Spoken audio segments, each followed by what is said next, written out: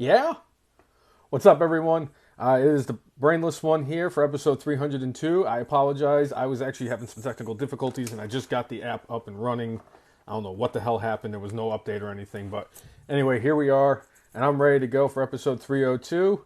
Honestly, the first thing I really want to talk about before I get into it with, talk about it with Jay and everything is I'm curious as to why WWE did what they did with the whole Brock Lesnar Omos thing and everything. Because how do you go from you're going to do Brock Lesnar and Steve Austin to Brock Lesnar and Gunther to Brock Lesnar and Bobby Lashley to Brock Lesnar and Omos? I thought you made it very easy for yourselves by doing when you had Brock Lesnar get disqualified against Bobby Lashley, and you could have set up for them to have another clash at WrestleMania. Why you went the route you went, I have no idea. I have weird theories and everything. I know that Vince booked this match, but I have just interesting thoughts about that and everything. So I'm curious to see. So we go from Brock and Austin, which I'm sure they couldn't come to a financial agreement with Austin to wrestle Brock Lesnar at WrestleMania. And frankly, I don't blame him because, Brock Lesnar's really not the person you want to get into the ring with if you have neck issues or back issues. Nothing personal, nothing against Brock, but it's like Brock's a little bit more stiff in the ring than some of the other wrestlers that are around. And Austin obviously has the neck issues. With him wrestling Kevin Owens last year, it made a lot of sense because KO is actually one of the safer guys in the ring. And it's like, what are you going to do with Austin? You're not going to have him, you're not going to have Austin go up against like Baron Corbin, who is also one of the safer guys in the ring. But, so you think about putting Austin in the ring with Brock? I know that it's a dream match of dream matches, but eventually, Austin's going to think about it like financially. And it's like, dude's almost 60. If last year at WrestleMania was the best that you're going to get out of him, then that's the best you're going to get out of him. I'm sorry. You can't have a better send-off than what he had last year. He had a really good match with Kevin Owens. And to kind of try to force him to have a match with Brock Lesnar, a match that should have happened 20 years ago, because, Austin was not happy about the fact that there was no build and there's no, any of that stuff. What's up, Timmy? And that's what caused him to walk out of the company. So you try to make up for it, 20 some odd years later. If you really want, but my whole thinking is, if that's the case, if Austin was the original choice, and you had the disqualification finish the way you did at the pay-per-view, or the premium live event at the Elimination Chamber, then why did you not continue on with Bobby Lashley and Brock Lesnar for WrestleMania? That would have made a hell of a lot more sense than, even Austin and Brock Lesnar. Yes, that would have been great because of the whole spectacle of everything, but it just, I don't get it. You've been building, Brock Lesnar and Bobby Lashley have been building this up for over a year, and you're going to culminate it by having them have a fucked finish at Elimination Chamber, and then for whatever reason Bray Wyatt now gets brought into this equation. Poor Bobby Lashley goes from Brock Lesnar losing in a disqualification at Elimination Chamber to Brock Lesnar to fighting Bray Wyatt. And now he has to fight Bray Wyatt because he won by disqualification. And then, on top of that, Brock Lesnar's now fighting fucking Omos. I like Omos. Omos is actually not the worst wrestler I've ever seen. He's not even the worst tall wrestler I've ever seen. He's not very great at all. But he's getting better. Like I said, he's more of a guy who's kind of the muscle of a tag team that has another guy in there with him. A guy like a high flyer, like he had with AJ Styles, or if he did it with Kofi Kingston, or if he did it with even like The Miz, it would have worked with The Miz. The bodyguard of The Miz, the A-lister. Yeah. What's up, Jay? What's happening, cousin Bobby? How you doing? You know, I'm doing. It's Friday night, and Friday night's all right for fighting. Saturday night's all right for fighting. And I got my Hawaiian shirt on, and I got my hat on, and I'm ready to talk some wrestling. Yeah? Yeah! A little part of me wanted to wear the Vince McMahon shirt today. Yeah. Because of exactly what you're talking about. I have a tinfoil hat theory as far as this whole thing goes. Okay. I have one too. And I too was actually going to wear my Vince McMahon shirt, but then I realized that I would be doing a disrespect to AEW and their Revolution pay-per-view this weekend. And I only have one AEW shirt because I think I got rid of my original Orange Cassidy, and I'm very sad by it. But go ahead, man. But I mean, really, what is your thought, Jay? We could have had Brock and Austin. Obviously, they couldn't come to the financial agreement to have that match happen. And then we have the fuck finish at Elimination Chamber between Brock Lesnar and Bobby Lashley. And so we're still going to keep going on with the whole Bray Wyatt thing? Okay, fine. Bray Wyatt's still going to fight the winner. Omos? Does anybody remember what Omos has done other than enter the Royal Rumble and then get eliminated? He ain't done shit. So I know that the caveat to all this that I haven't mentioned yet is the fact that there was a matchup that was pitched to Brock Lesnar, and he said, that's a hard no for me. He said, I don't want to fight Bray Wyatt. Brainless one, I mean, when we were discussing Elimination Chamber, when you specifically said he kicked him in the nuts so he didn't have to fight Bray. Mm-hmm. That's exactly what you said. My tinfoil hat takes it a layer deeper than this. Proceed. Brock Lesnar has a very good relationship with Vince McMahon. Correct. Rumors have it that Vince McMahon kind of pushed this match through. Would he go so far to tell Brock, I don't want you facing Bray Wyatt? Because Vince McMahon's the one who fired Bray Wyatt. Remember this. Vince McMahon fired him. Would Vince tell Brock, I don't want you going against that guy at WrestleMania? You know, he's screwed up a couple other big-time matches at WrestleMania. I don't want to see you go in there against him. I want you to make such a stink about this. And then, you know, Vince always has to have his giant. He also always has to have his attraction. And Vince told him, I want you to go against Omos, despite the fact that Omos, again, lost to the monster among men who is not on the same level as Brock Lesnar.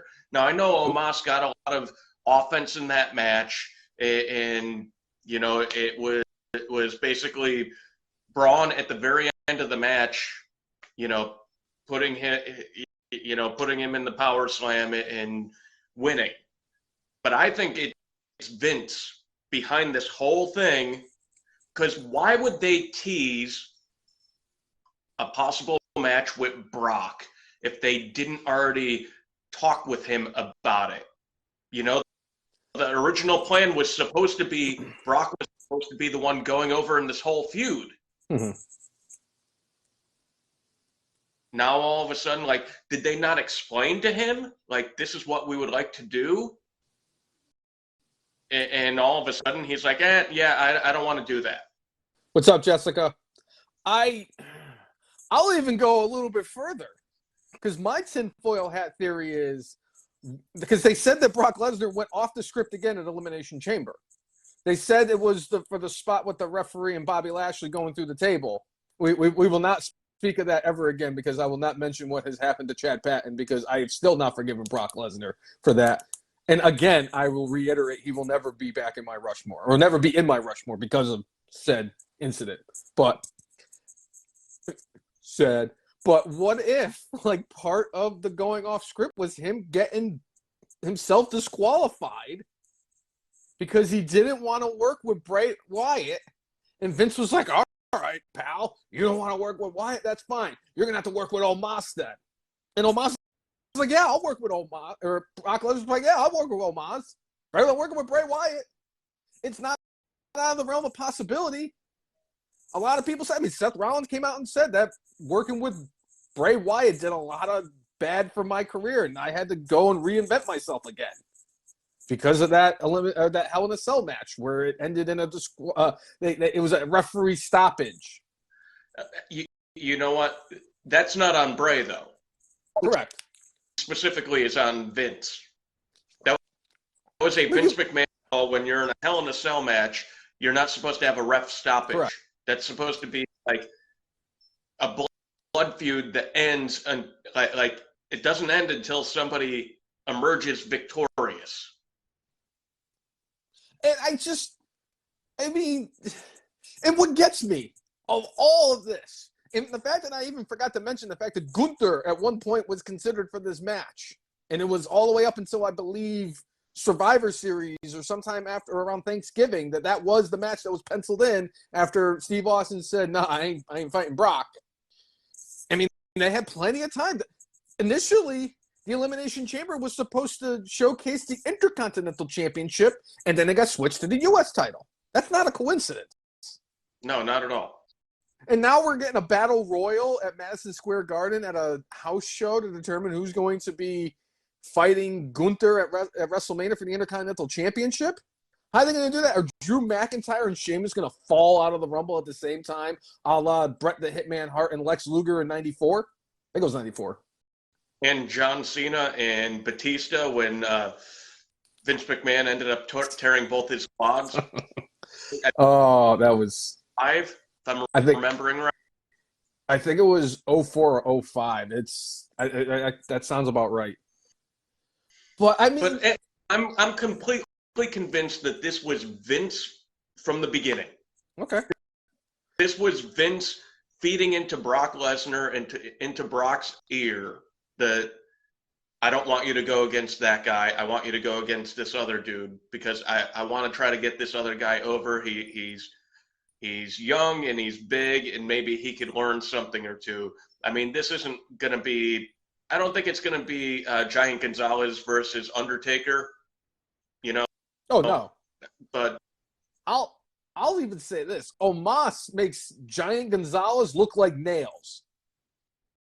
Or is it reverse? I don't remember. Who was shittier between Nails and El Gigante or the Giant Gonzalez? Or I mean, part of pretty much a tie. Oh, I mean, yeah, we're not going to get into that. But I don't get it, Jay. I agree. I can see that this was a whole Vince call. I still don't get why it's Omos. Especially when you had Triple H right before this match was announced. Triple H comes out and says, I'm trying to have as few matches as I want. I think that quality of matches is better than quantity of matches.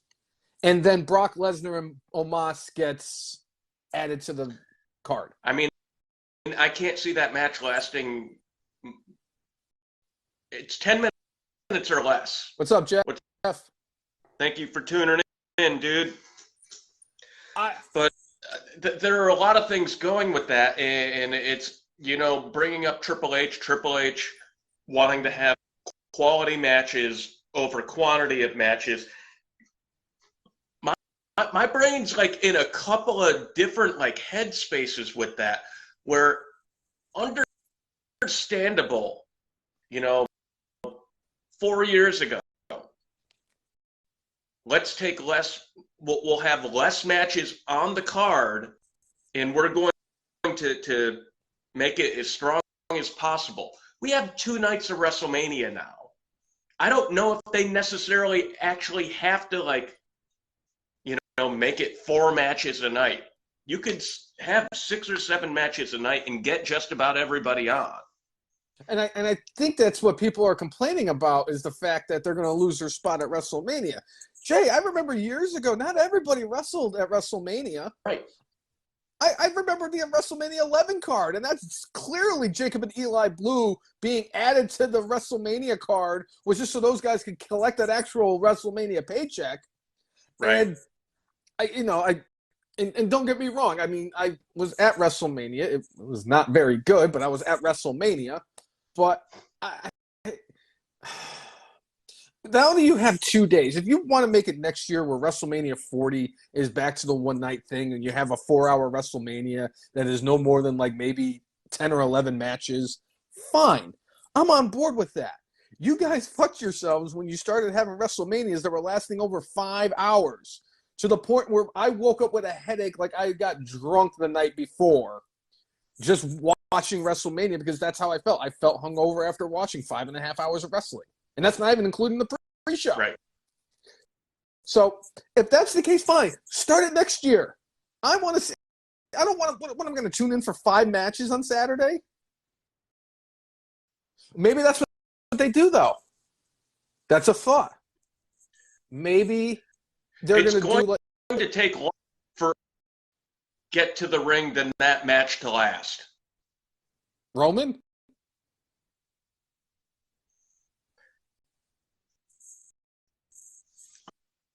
But it's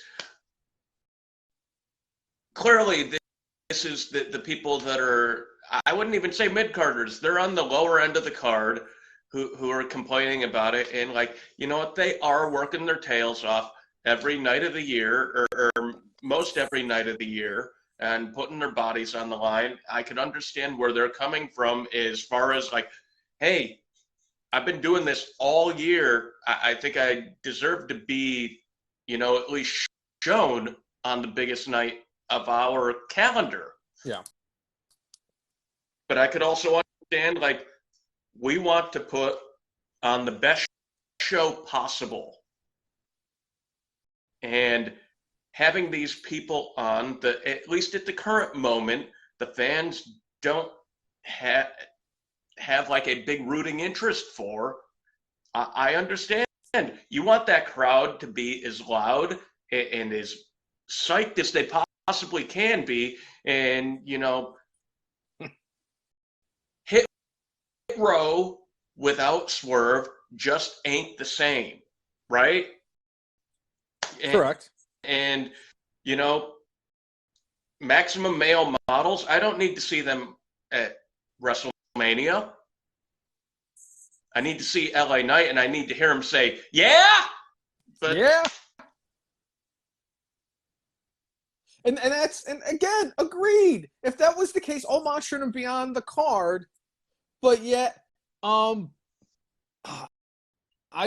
Jessica, I really don't see The Rock showing up at WrestleMania. I really don't. I mean, would I be surprised? No. But he's had issues. I thought there was some animosity between them because because the match was supposed to go down at WrestleMania 39. So I would love to see The Rock as The Rock, and every time The Rock's out there, The Rock's the most electrifying man in all of sports entertainment. And he's going to cut the best promo of anybody that night. I'm going to mark out if I see him. With your Glock. But my thing is, if we do see The Rock, and I'm just going to throw this out there real quick, if we see The Rock, that's because Roman Reigns wins. Roman Reigns will win, and that's when we finally get the stare down, or that's where I think it's going to happen. And there are reports out there that WWE that sort of wants to see Roman get up to 1,000 days as champion. Could we end up with Roman winning at WrestleMania, and maybe there's a SummerSlam changing of the guard. You know who doesn't want to see Roman Reigns get to 1,000 days as his champion? Me. I don't. I have been so tired of this reign at this point. See what I did there? I see. But I don't need this to continue. He's a part-timer.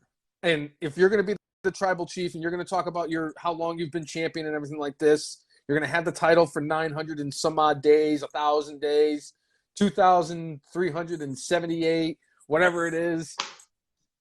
It's still not as impressive as Curtis Axel. Correct. He's still not as impressive as Curtis, and nothing will ever top Curtis Axel still being alive in the 2015 Royal Rumble. I stand by that. But I don't need to see Roman win. I really don't. And there's a lot of people saying, oh, Roman's going to win. I'm like, no. They've been building this up too much. For Cody Rhodes in the main event of Night 2 of WrestleMania to walk out as WWE Undisputed Champion, if people think, and there's people saying if Cody wins the match and becomes that champion, it's a victory for AEW. No, it isn't. Cody Rhodes winning in the main event of WrestleMania and having an ending Roman Reigns' reign is the biggest middle finger to AEW that WWE has. And the second biggest one is Kenny Omega, who Donnie Brown Snow so eloquently brought up earlier, coming to WWE in the maybe not so distant future. But, I mean, we've chatted about that last week. We could get into it a little bit more at some point. But, yeah, I mean, I think the only place that you take the title off Roman should be WrestleMania. But I guess we will find out within about a month. Now, my biggest thing is, if he was just Universal Champion, I would sing an entirely different tune because I wouldn't care. Because if one of the champions holds the title for 1,000 days, yes, I would love to see that happen. The fact is that he has both. So the only way you get to 1,000 with one is he has to take the other one with him because for whatever reason, you guys don't know how to get one of the titles off of them. Why? I don't know. You somehow find ways to get the tag team titles, at least one of them off of the Usos. Hell, you tried getting them both off in the same week to different opponents. I don't get. I've been so like the worst part about WrestleMania last year was the fact that they put both belts on Roman Reigns. You know, there's nothing saying that between now and then they don't decide. Well, you know, Heyman, part of his thing specifically for this was talking to Cody about like, oh, well, you know, the reason why the tribal chief has been able to do what he's done and not had to be at this, that, and the other thing is because he's got me. What if Heyman somehow, some way, at least storyline-wise, works it out where like, oh, you thought you were doing it for the Undisputed Championship, but when you win the Royal Rumble, that allows you a title shot. It doesn't allow you 2 title shots. So they could do it that way. I think it cheapens it a little bit, but they could make it so you are just going for the WWE World Championship. That means he would keep the idea of having the Universal Championship for 1,000 days.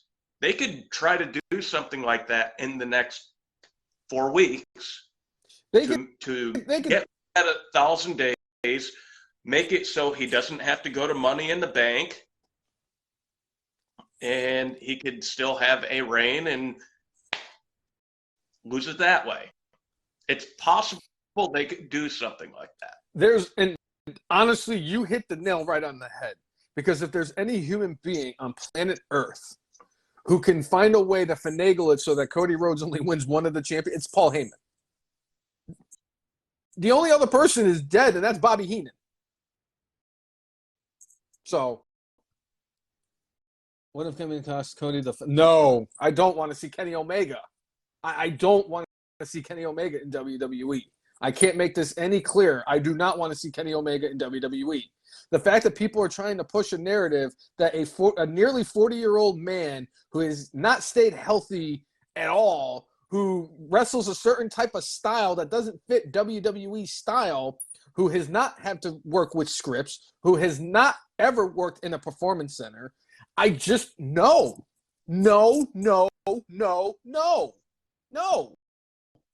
I would rather pass another kidney stone than see Kenny Omega in WWE. Sorry. Yeah. Yeah. But Jeffrey was saying a little bit earlier about he feels that the mid-carders for WrestleMania shouldn't complain. It should be specifically for the top talent, and the top talent get the spots. Whether you're a part-timer or a full-timer, the people who sell the tickets should be the ones on the card, in my view.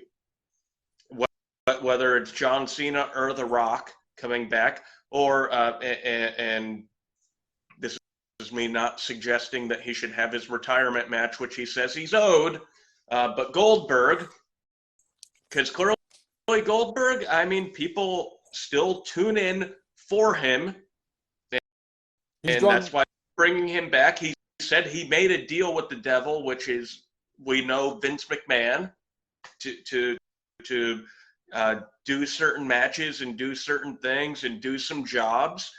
And I have zero problem with Goldberg getting a actual retirement match. I think they need to pick the right opponent for him to go out on and let him cap out his career, because, you know, he did deal with Satan himself. And as long as it's not in Saudi Arabia and he's not going to end like somebody's life, I'm all for it. Me too, Jay. And I love the fact that we're going to segue right into this, because wouldn't you know that not only am I on board with Goldberg having a retirement match in WWE, I actually have a list of the 10 opponents for Goldberg's retirement match. I know you're stunned. You're shocked. It's shocking, right? But anyway, the top 10 opponents for Goldberg in his retirement match. Number 10, Bray Wyatt. Number 9, Madcap Moss. Number 8, Baron Corbin. And I'm only going to say Baron Corbin because look what happened the last time somebody wrestled Baron Corbin in a retirement match. I mean, Kurt Angle, boy. Whew. And I'm actually serious about this one. Number 7, Dolph Ziggler. Just because you know he's going to sell that. Yes. Number 6. Great one, Tim. That is a great one. Number 6, the Disco Inferno. But only because I wanted to, just like how it was during his streak where he just ripped through everybody. I have a feeling that I might know who number 1 is, but I'm going to let you keep going. I don't know. I think there's going to be a bunch of people laughing when I say number 1 because I had to keep it together. I'm going to hold my prediction, but yeah. I'll just say it starts with G. Oh, close.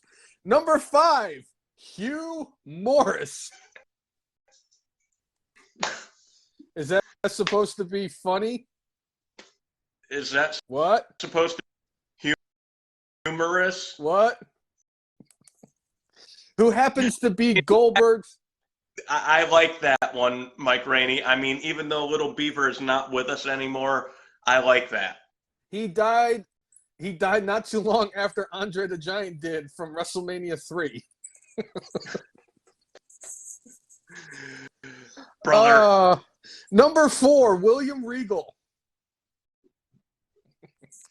Just because you know William Regal's going to make him look foolish in 7 minutes again. Right. Number 3, Ric Flair.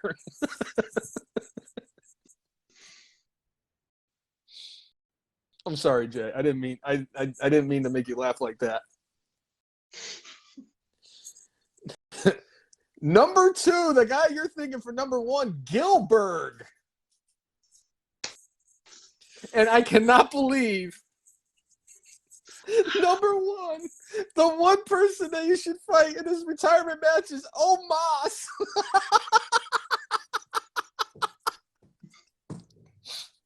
Because if Brock Lesnar would rather fight Omos than Bray Wyatt, why wouldn't Goldberg want to fight Omos? What if he went against the Yeti?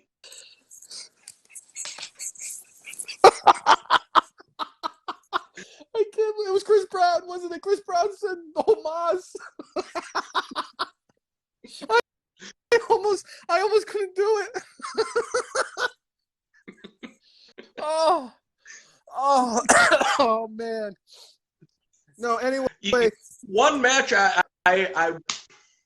it won't happen because Jericho is completely playing the part of like the corporate guy.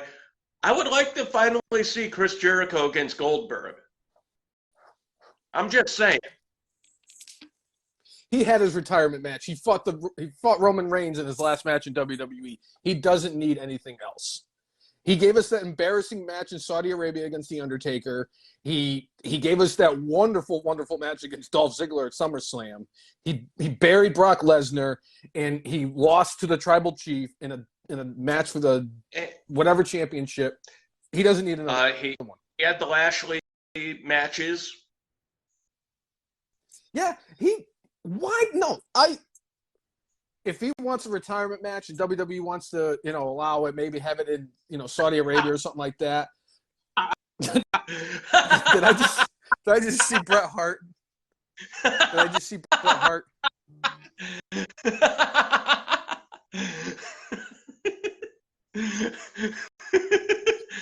I just want to see the promos. Between the two of them. I am the excellence of execution. You know who else is the excellence of execution? Goldberg. Tim keeps on saying Braun Breaker. It's not a terrible idea. If they bring Braun Breaker up the night after WrestleMania, build him for the next year, WrestleMania 40, Goldberg's retirement match against Braun Breaker, sign me up, man. I'm fine with that. If they did something like that, I would definitely be on board with. But honest to goodness, the fact that Goldberg's saying WWE owes me a retirement match is bullshit. He should just be thankful that he had the career he had after the age of 50. The fact that he won the Universal Championship after being inducted into the WWE Hall of Fame. He got to fight The Undertaker in Saudi Arabia and almost killed him. That's enough of Goldberg that I need to see. I don't need to see it. Goldberg. You know what? Goldberg, go talk to Tony Khan. I'm sure he'll throw $75 million at you, and then you can fight QT Marshall in your last match. Or go to, you know what, you were talking about going to Israel. That's fine. I'm sure Marco Stunt would like to go and wrestle you in Israel. That'll get him an AEW title shot. But he would have his retirement match, beat Marco Stunt, and be like, you know what, Tony Khan, I want another retirement match. And he beats QT Marshall. There it is. You got the daily double, and then you get to fight MJF. Goldberg versus MJF. Boom. There's your retirement match. Yeah. Yeah. Right. All right, Brainless Uno, where do you want to go from here? I'm sorry, Chris Brown. Where are they holding? Going to be in Israel. Going to be in Saudi Arabia. They're doing it again in.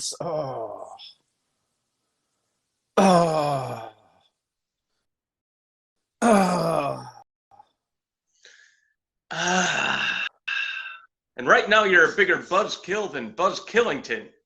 Who here wants to read a book about story about a bridge? That's what it is, a bridge. I totally blinked on that. I had my brainless moment. I'm sorry. I don't even want to talk about that. Let's see. Oh, since we were on WrestleMania, can we talk about the host of WrestleMania? Absolutely. So it was announced on Monday that the host of WrestleMania 39 in Hollywood is none other than the A-lister himself, Mike the Miz. I remember last year, or it was either last year or the year before, when they announced that they were going to have it in Hollywood. He said he wanted to headline WrestleMania 39 in Hollywood. If he hosts, there you go. I love it. This was a slam dunk. He's perfect for this. I remember a handful of years ago when New Day were pretty hot, but they didn't end up having a WrestleMania match, and they ended up, hosting WrestleMania. And I know for me as an outsider, like looking in, I'm like, and that kind of sucks. They're more over than that. They should deserve a spot on the card. And they were freaking awesome, and they did great things with the opportunity they were presented and really made it work.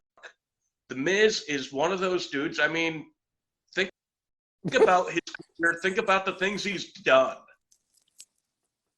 He is tailor-made to be the host of WrestleMania. I think he's going to exceed Hulk Hogan, when he was the co-host of the show, and he was at the MetLife Field, brother, or whatever he decided to call MetLife Stadium that day, or whatever he decided to call the Superdome. MetLife Center. Brother. The MetLife Center. Yeah. It'd be like walking into Gillette Stadium and going, right here in Bick Stadium, brother. Yeah. But, Hulk Hogan hosting, you know how I feel about Hulk Hogan hosting. I still chuckle to this day thinking about Hulk Hogan dressed up like a Buccaneer in Tampa Bay with Titus O'Neil. I still laugh about that. And honestly, I think it's great. This is the perfect spot for The Miz. The only way that I think it could get any better is that they let him co-host with LA Knight. Yeah. LA Knight yeah? Let me talk to you. Yeah? Are you kidding me? Those two together would just be, I don't even know. You know what? Make them a tag team. Put the tag team titles on them.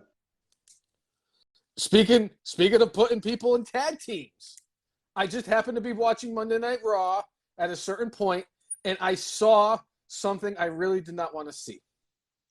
Yeah? Jay, they're going to do it, aren't they? Probably. Jay, they're doing exactly what I was afraid they were going to do. I told you. I know I've said this to you.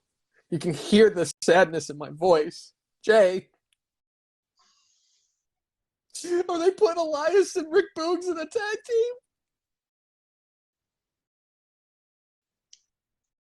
Afraid so. Now, if they put them together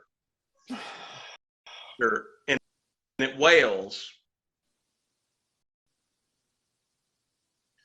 Elias has a knack for making everything work. He's like Damian Sandow. Nobody, Jay. Damian Sandow is in an entirely different stratosphere of anybody else. Nobody could get that much stuff over like he did. I will defend that man forever. Allow me your indulgence. And just when he was the intellectual savior of the masses, and when he was Damian Mizdow, were the two greatest things I've ever seen a wrestler do. Silence! I enjoyed the Rhodes Scholars quite a bit, and when they did the little like combined cartwheel, I enjoyed that quite a bit. But one thing Chris Brown did say is he doesn't believe WrestleMania needs a host. As much as I kind of sort of understand where he's coming from, I like the idea of the host, and the host kind of sort of being the overseer supervisor that could bring some surprise elements to the show that we weren't necessarily expecting. I enjoy that aspect of it. And The Miz is the perfect guy to be on the microphone, to introduce the people to the show, to crap on the people just enough and get them in, get them out, and do some interesting things that quite frankly, I think could be fun. I agree. And especially, I would rather listen to The Miz if they had him like halfway through each show, just come out there and just talk for 5 minutes, and we get less video packages throughout WrestleMania. Miz talking on the mic is 100 times better than 37,000 minutes of video packages between matches. I know that they do the thing where I think they swap the mat out after every match and everything, and I get that. But you could do other things. You don't need to keep showing me. I mean, how many times are we going to see the Bloodline storyline during WrestleMania's build-up, and then the roads to WrestleMania and all this stuff, and that's all we're going to see. We're going to be so over-nauseated with everything with the Bloodline and Cody Rhodes, but by the time that the main event happens, it's going to. I hope not, but you know. I think Cody's moment at WrestleMania winning is going to be huge. So, I would love to see LA Knight do it with The Miz too as the co-host. I really would. And especially Paul brothers. That's what Chris Brown's saying. He wants to see Miz and LA Knight versus the Paul brothers. Miz and LA. Okay, I don't want to see Jake Paul. I don't really want to see Logan Paul, but you know, Logan Paul can actually wrestle, so he gets a pass. Jake Paul is there. By the way, he lost his most recent boxing match to Tyson Fury's brother against something Fury. It wasn't Tyson Fury, clearly. No, it was his brother. I forget what his brother's name is. Tyson Fury's brother. Yes. Yeah.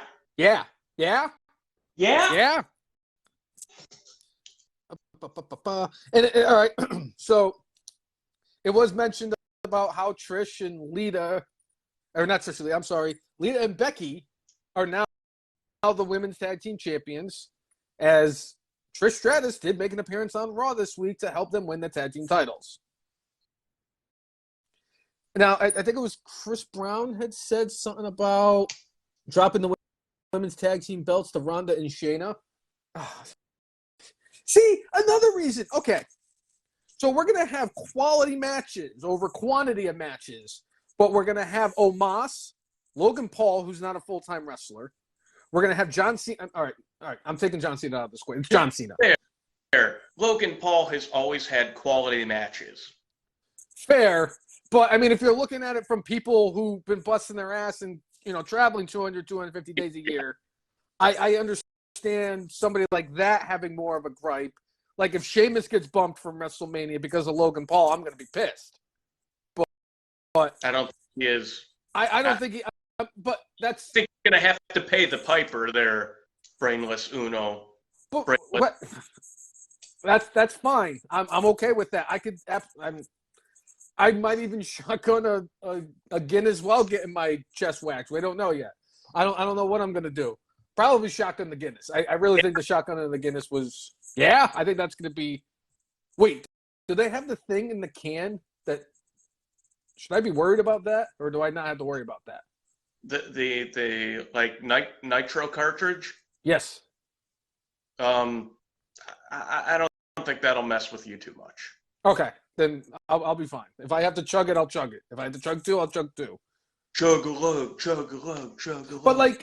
But like I'm saying, like what happens if like because there's another rumor that I've heard is that they're going to do the Usos against each other at WrestleMania because of this whole thing because they don't know what's happening with Jimmy and Jay. And then what are you going to do? Like what happens with Kevin Owens? What happens to Sami Zayn? Cupcake But Eater Worlds. But like if we get Ronda Rousey at WrestleMania and the fact that they're talking Dominic Mysterio there too. So we're gonna get Omos, Dominic Mysterio, Ronda Rousey, and you're gonna tell me it's about quality of wrestling? The three worst wrestlers in WWE are gonna be performing at WrestleMania, and there's gonna be people like Montez Ford who are not gonna wrestle at WrestleMania. There's gonna be people like Johnny Gargano, people like there's gonna be people who are not gonna be wrestling. Otis isn't gonna be at WrestleMania. Owens versus Solo Sikoa would work, but Solo's one of those ones that if he doesn't have a match at WrestleMania, it's not the end of the world. Hell, I don't think his brothers actually wrestled a match at WrestleMania until like 3-4 years ago. By the way, congratulations, Solo, on getting married. Yeah, there was an article out there that said there were WWE superstars at Solo Sikoa's wedding, and I'm like going, yeah, his brothers. Like, it was terrible. It was a bad article. I'm like clearly his brothers were there. They did mention also Naomi was there, and one piece of information that came out this week from the former Funkadactyl, Ariane, I think Andrew is her last name, but she actually said that Naomi had shoulder surgery, and that in part is why she has been away from the ring for so long, despite the fact that, she walked out, and there were rumors that she was going to be coming back at some point. There were rumors possibly at the Royal Rumble we would see her, and she hasn't shown up. But, it is not an easy business. And you know what? I'm sure she's doing quite fine and quite all right. And her husband's doing well with his storyline, well with his career. And I think she's getting other opportunities that she wouldn't normally get by being in WWE. Right. Yeah, it was Cameron. Cameron was her Funkadactyl name. But yeah, I saw the same thing. Ariane. Yeah, something like that. I'm you know me, I'm horrible with names. Yeah. We should just be thankful I remembered Cameron. Somebody call my mama. All right, so there's another thing I wanted to get off my chest about WWE. Somebody that we mentioned, and I hate to go back to what we were talking about before, but it was kind of overlooked by everything when we were talking about Brock Lesnar and the musical chairs of WrestleMania opponents for him. Bray Wyatt is fighting Bobby Lashley. I don't know what Bobby Lashley did to deserve this. I'm starting to lean a certain type of way with Bray Wyatt, Jay. And I have decided that I'm going to give him until WrestleMania. If this all doesn't make sense by WrestleMania, I don't care anymore. I am tired of it. I am tired of defending this man. I was so happy to see him come back. I had that warm, fuzzy feeling of seeing somebody who shouldn't have been fired in the first place that got fired. And then you bring him back, and I get it. He doesn't want to go back to the Eater of Worlds character where he was the Swamp Man because that was a Brody thing, and I get that, and I respect that. But come on, man. You can't go from a child's nightmare to a night of 1,000 corpses. Right. And this whole week and seeing the vid, doing the Muscle Man dance. My mom. Who else wants to see Bray Wyatt? My mom. But I need something. I need a resolution to this. I don't know. So there are a couple of things going out there. I've got one theory on Bray Wyatt, but there are rumors out there that Eric Young is on his way back to WWE, and he is going to be part of Bray Wyatt's faction that will be expanding at some point, and I know you would be completely on board with a returning EY being in the Wyatt Six, Wyatt whatever, as part of a thing. I am now 100% convinced when they brought Bray back, Mm-hmm. you know, part of the reason why he didn't sign with AEW or other wrestling organizations is he had a very high asking price. How much money did Mountain Dew pay WWE to have the Pitch Black match? It was like $1 million. I bet for this Cinnamon Toast Crunch match, I bet it's going to be even more, because it's at WrestleMania. kind of like a Super Bowl commercial. They are paying Bray Wyatt's salary with gimmick sponsorships. Wait, so Like they keep like at SummerSlam, he is going to have like the balls. Let's think of maybe like the most bizarro thing we could think of, but they're going to have a SummerSlam Geico on a pole match, and whoever gets Geico wins, right? Wait, But who's going to pay like $1 million for that? We're going to end up having like Bray's going to have 4 matches this year, but the sponsor is going to pay $1 million for each of them. Bray Wyatt's salary is getting taken care of by all the sponsorship, so that way if Vince comes back completely in control, they're going to be like going, hey, this Bray Wyatt thing completely works out because they keep on paying to have him with these ridiculous matches that we can't do with anybody else except for him. So he gets that on top of the fact that they get all the merchandise money for him and from him. They will be making hand over fist with Bray Wyatt, and he doesn't even need to like really do anything. He just needs to be Bray Wyatt and weird enough to get weird sponsored matches. I'm still convinced we may get the Cinnamon Toast Crunch Stairs match, but Brock Lesnar is not going to be involved with it anymore. It might be the Cinnamon Toast Crunch Stairs match between Bray Wyatt and Bobby Lashley. and if that's the case, if it is, they're trying to build all these. And again, it's not like. And by the way, I know how many it is too. I counted because I have, I'm that kind of a person. I would actually count how many stables are actually in AEW. But I mean, if they want to build more stables and make them bigger, I don't know why the Spooky Pals are getting bigger. And I don't even know why Finn Balor's even making decisions. Mommy runs the freaking Spooky Pals. Her and Dom. Which, by the way, I found out my dog did as much time in Portsmouth's kennel than Dominic Mysterio did in the Slammer.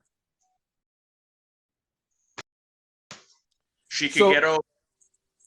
So the fact that I've been thinking that she was in there longer, and I'm like, okay, she's been in there. She was there for a day and a half. That sounds about right. If you know my dog, it sounds about right. But I like the idea of Eric Young joining the Wyatt family or the Wyatt Six or whatever.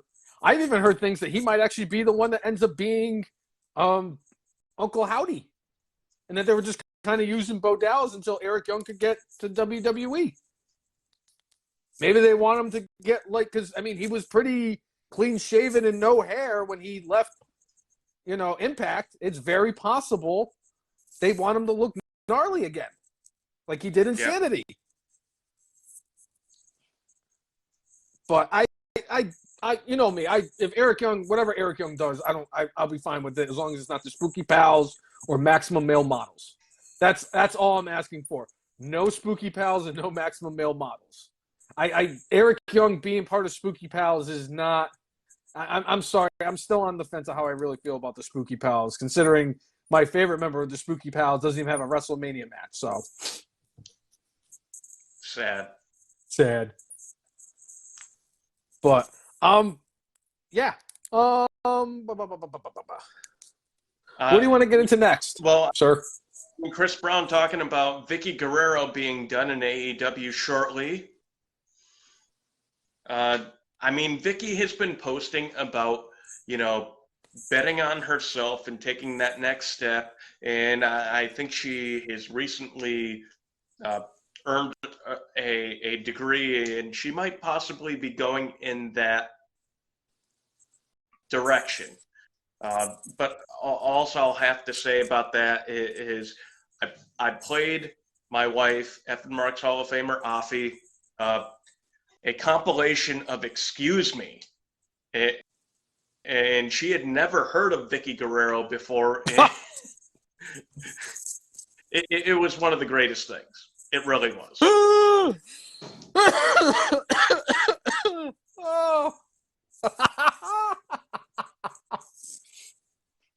I forget what I showed Effin' Wives Hall of Famer, the Effin' Wife.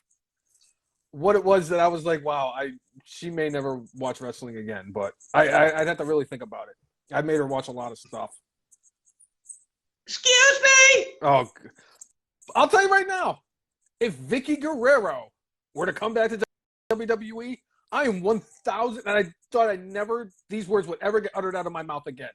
Other than if they wanted to put her in the Hall of Fame because she's 1,000% deserving of being in the Hall of Fame. But if they wanted to bring her back now, absolutely. I'm on board. Stick her with Dominic. There's his mouthpiece.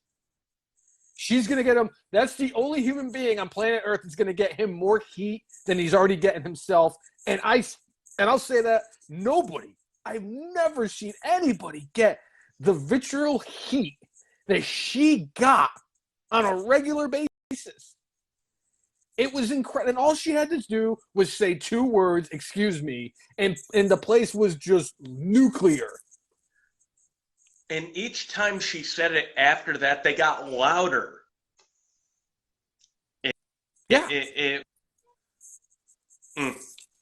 She was not a great actress, but she knew how to get that crowd fired up. She was extremely helpful in Dolph, and where he, quite honestly, as far as his career goes, he helped him peak. Fair. I love Dolph. I think he deserved better than what he got, but when he was paired with Vicky, that's when he won his World Heavyweight Championships, and Dolph did okay on his own, getting the heat that he did and selling the way he did in his matches. But Vicky coming out and doing what she did, I mean, it really took it to another level. The same thing with her and Edge. Although I will say that Edge really didn't need Vicky, but that was him kind of doing that whole thing with Vicky and Chavo and everything. It doesn't get talked about enough about how she influenced Edge's career. Even though, like I said, honestly, he didn't really need it, but it didn't hurt. And it kind of helped. All right, fine. Maybe he might have needed it because it really did define his character as the ultimate opportunist. When you're banging the person who's running the show and married to her. Right. I also heard the same thing about Gable. Did I just see Gable? Oh, Otis cannot join the Maximum Male Models, Jay. No.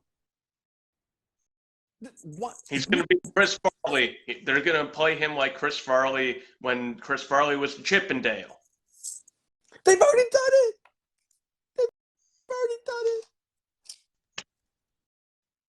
And it's just dead inside until Saudi Arabia, the government, comes in and buys WWE, and then he becomes the Undertaker 2.0 because, oh, by the way,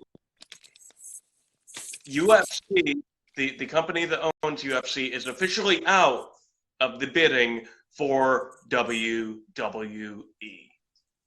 They're not going to get sold. Okay. You heard it here first. They're not going to get sold. Because people Vince are dropping out. Control, damn it. And he's going to make sure that he's back in control. And I think the only people interested in having Vince McMahon in control possibly would be Saudi Arabia. And Saudi Arabia would kill professional wrestling in the United States. Yeah. I said, and it's not because of personal feelings or anything like that. I'm telling you right now, Saudi Arabia takes over WWE. They go private. Vince is in charge. And we're going to be getting Omos as WWE Undisputed Universe. Omos will be the one that takes the title off of Roman Reigns. It'll be Omos versus Mansoor at Crown Jewel 20. And at that point, Mansoor, by the time he's 40, he'll be younger than Charlotte by the time he passes Ric Flair and John Cena.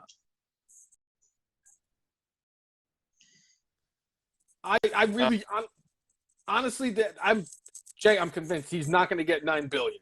And if he thinks he's going to sell it to Saudi Arabia for $11 billion or whatever the hell the Saudis are talking about, somebody has to get in there and be like, you can't do this, Vince. You're going to kill everything you and your father ever did by selling it to Saudi Arabia. Right. I'm sorry. I had to get that off my chest because that's really been bothering me. I know. And I have zero issue, especially if they go and they sign Twinkle Toes on top of the fact that it gets sold to Saudi Arabia, because then when Twinkle Toes and the Bucks are over in WWE with the Saudi Arabians owning it, I can go watch AEW every night. I can watch it on Wednesdays. And I'll watch Rampage at some point on Saturday. Yeah. Yeah? But honestly, I have no more WWE notes. Everything else I have is AEW. So specifically, you did mention Charlotte. So one of the things that did happen that we were kind of like was when Charlotte came back, she immediately won the SmackDown Women's Championship, and it's like, well, that was strange. It felt like there were other things they were building towards, and we found out this week, yes, they were building towards completely different things. Charlotte was originally slated to go against Bianca Belair at WrestleMania for the Raw Women's Championship.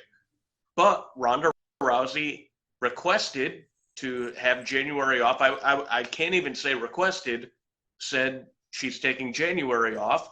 WWE said, all right, you could take January off. We're going to take the title off you, and we're going to go in a different direction as far as the championship goes. So,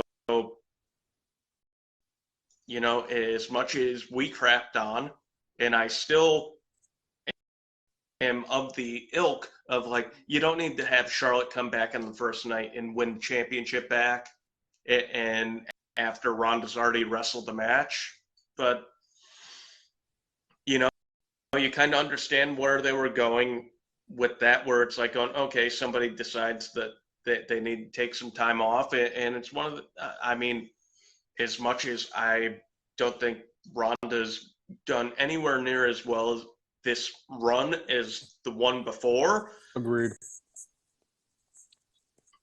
You know, I appreciate the fact that she has been more than like just a, you know, part-timer. She does show up at house shows and does stuff like that, and has at least put in time. You know, she may not have the passion that she did the first run. She may not be trying as hard as she did the first run, but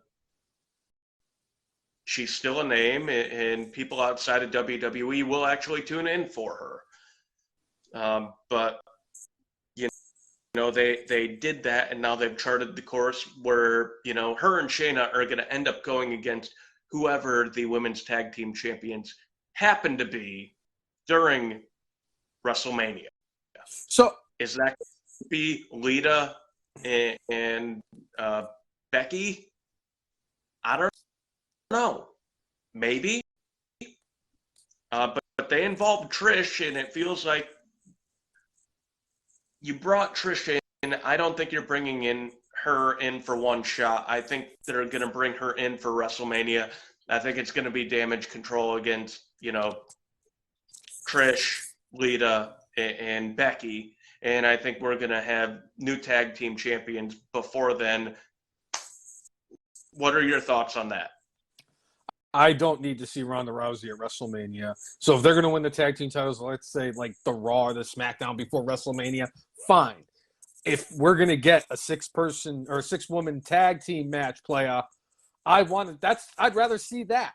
I would rather see that than have like Bayley get taken off the show, because Bayley hasn't been there the last 2 years. And if anybody deserves a match at WrestleMania this year, it's Bayley.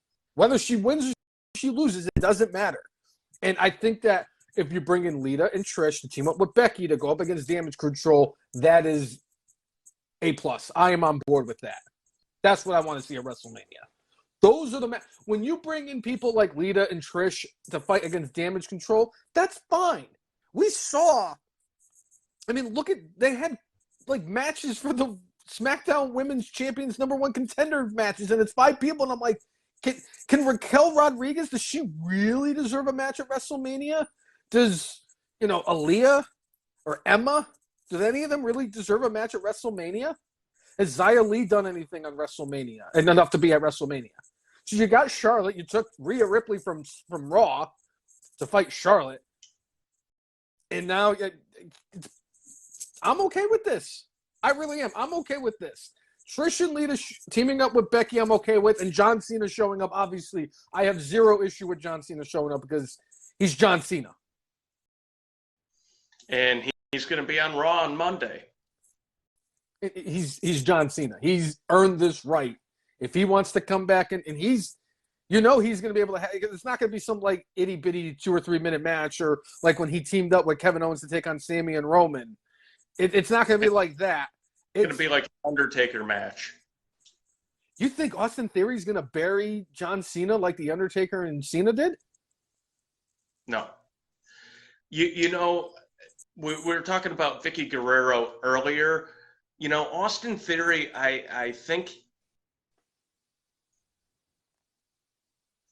his mic potential is there, but I don't think he's completely put it together. I'm just throwing this out there. I would not mind seeing Vicky Guerrero be the manager of Austin Theory. As much as it makes more sense to be Dominic, to have Vicky as his manager, his stepmom be his manager. I would love Vicky to be the heat seeker for Austin Theory. I think this would honestly help Theory catapult to a next level. I agree. I actually agree with you. I would like to see Vicky Guerrero also be the manager of Austin Theory, because I think she could take him to that next level. That's a hell of a call, Jay. I like that. I mean, he already annoys the hell out of the audience. Correct. That would just, Right. One more thing I just remembered about WWE that I just wrote down. Apparently, Sonya Deville got arrested in New Jersey because she had her firearm in her car, and her permit, I think, is for either Nevada or Florida, or she has a carry permit for one state, but you have to get it authorized in every state or something like. I don't know the gun. I know a little bit about this stuff. I have a family member who has a permit up in the Northeast, and there are several states that person can bring their gun to, but they know they can't go through New York or New Jersey, and I think there's another state along the way where they wouldn't be able to come down here without going through states where they could possibly get pulled over and get in trouble. Right. Doing it, so they just know, you know what, I'm not going to worry about it. I'm not going to worry about it. And there are different rules in different states. There are some states that specifically say, hey, if you've got the permit in your state, it's fine if you bring it here, but you need to have it in your car, in the trunk, in like a safe Right. for you to be able to transport it over the border. And as much as I understand each state has different gun rules, I'm going to have a lot of grace for poor Sonya Deville. Yeah, agreed. Let's forget that a handful of years ago, it was like 3 or 4 years ago, she had somebody go into her home who was a stalker in her home. And like there was all sorts of crap that went on. And that's why Sonya went away from WWE for about a year. And even when she came back, she said, I'm not going to be in the ring. I'm going to be doing other stuff. I understand where someone like Sonya Deville, who had a stalker issue, would want to carry a gun with them. That way, if that person shows up, you know what? I'm not going to be afraid for my life. I'm going to shoot you dead because you've proven that you're scary and I need to defend myself from you. So I understand why Sonya would want a gun. I could understand why, even if she was in a state where she might not be allowed, I could understand her wanting to bring it in and be like, I don't care what the consequences are. I'm going to keep myself safe. Protected. Yeah. I am safe. I agree. In a situation like with Sonya, I agree. I think it should be, it should be, and I know that we're going to, it should be by a case-by-case situation, especially for me, considering I'm like 15, 16 years removed. I think it was 15 years removed from when one Plaxico Burress had his gun in his sweatpants at a club and shot himself in the leg and got and then he went to arrested. And he went to jail, not because he shot himself in the leg, but because his gun was registered in New Jersey and he was in New York. Yeah. So, but I agree. I felt bad for Sonya when that all happened. So I agree that she should, this WWE is going to have this get squashed anyway. So they're going to do good by her. Jerry McDevitt is going to come in and do what Jerry McDevitt does for her. And actually, I think I heard it was already thrown out. Believe that's what I heard this week. Can Jerry McDevitt, my last thing I have on WWE, can Jerry McDevitt represent Pat McAfee in his case against Brett Favre? I'm going to say yes, because Brett Favre is going to have he has his own issues right now he's dealing with. And speaking of which, I think it was Brett DiBiase. Yep. Who has the same issues as Brett Favre. Had his time, I believe, in court this week. And I think not too long from now, Ted Jr. and Ted Sr. are going to have their time in court about defrauding the state of Mississippi. Will the $1 Million Man be going to jail? Will Ted DiBiase Jr. be going to jail? Everybody's got a price. Probably. If the oldest, unless Brett pleading guilty, like exonerated his father and his brother, if one's getting nailed, the other two are getting nailed. I don't know what kind of pull Ted DiBiase still has in WWE. Man, Jerry McDevitt's going to be like the busiest lawyer in the pretty soon. He's going to be representing McAfee, representing Sonya Deville. He's going to be obviously everything that Vince McMahon's ever done. He's going to be representing the $1 Million Man. Has any issue at all? Clearly, Brett Favre is like just pissed off and desperate. Yep, pretty much. I saw that, so I had to mention it. Yeah, I get that. Couple other minor WWE notes. Cameron Grimes, who had his last match at NXT, we're talking 3-4 months ago. This is a little upsetting to me. Since Triple H took over, he specifically said, hey, if we're calling somebody up, we need to have a plan for them, a 6-month plan for them. If you had a plan for him to be off of NXT TV in November, why didn't you have creative ready for him from now until May. You know, this is one of Triple H's dudes because Triple H was down there and was one of the guys helping build Cameron Grimes. And To the moon. Yeah. Yeah. But it sucks. You know, the dude really worked his tail off to make his gimmick work. I enjoyed when he became the millionaire and was a douche canoe. I thought it was great. But, you know, this is another thing that I'm not going to say Triple H is dropping a lot of balls, but, you know, when you're talking about, like, did he talk with Brock ahead of time, possibly about this Bray Wyatt match? If he didn't, that's on Triple H for even putting it out there that match might happen. If you say that we need to have a 6-month plan for that person, but then you have that person, hey, this is their like loser leaves NXT match. Yep. If you don't have a plan for them. This is not quite, you know, Aleister Black bad. Oh.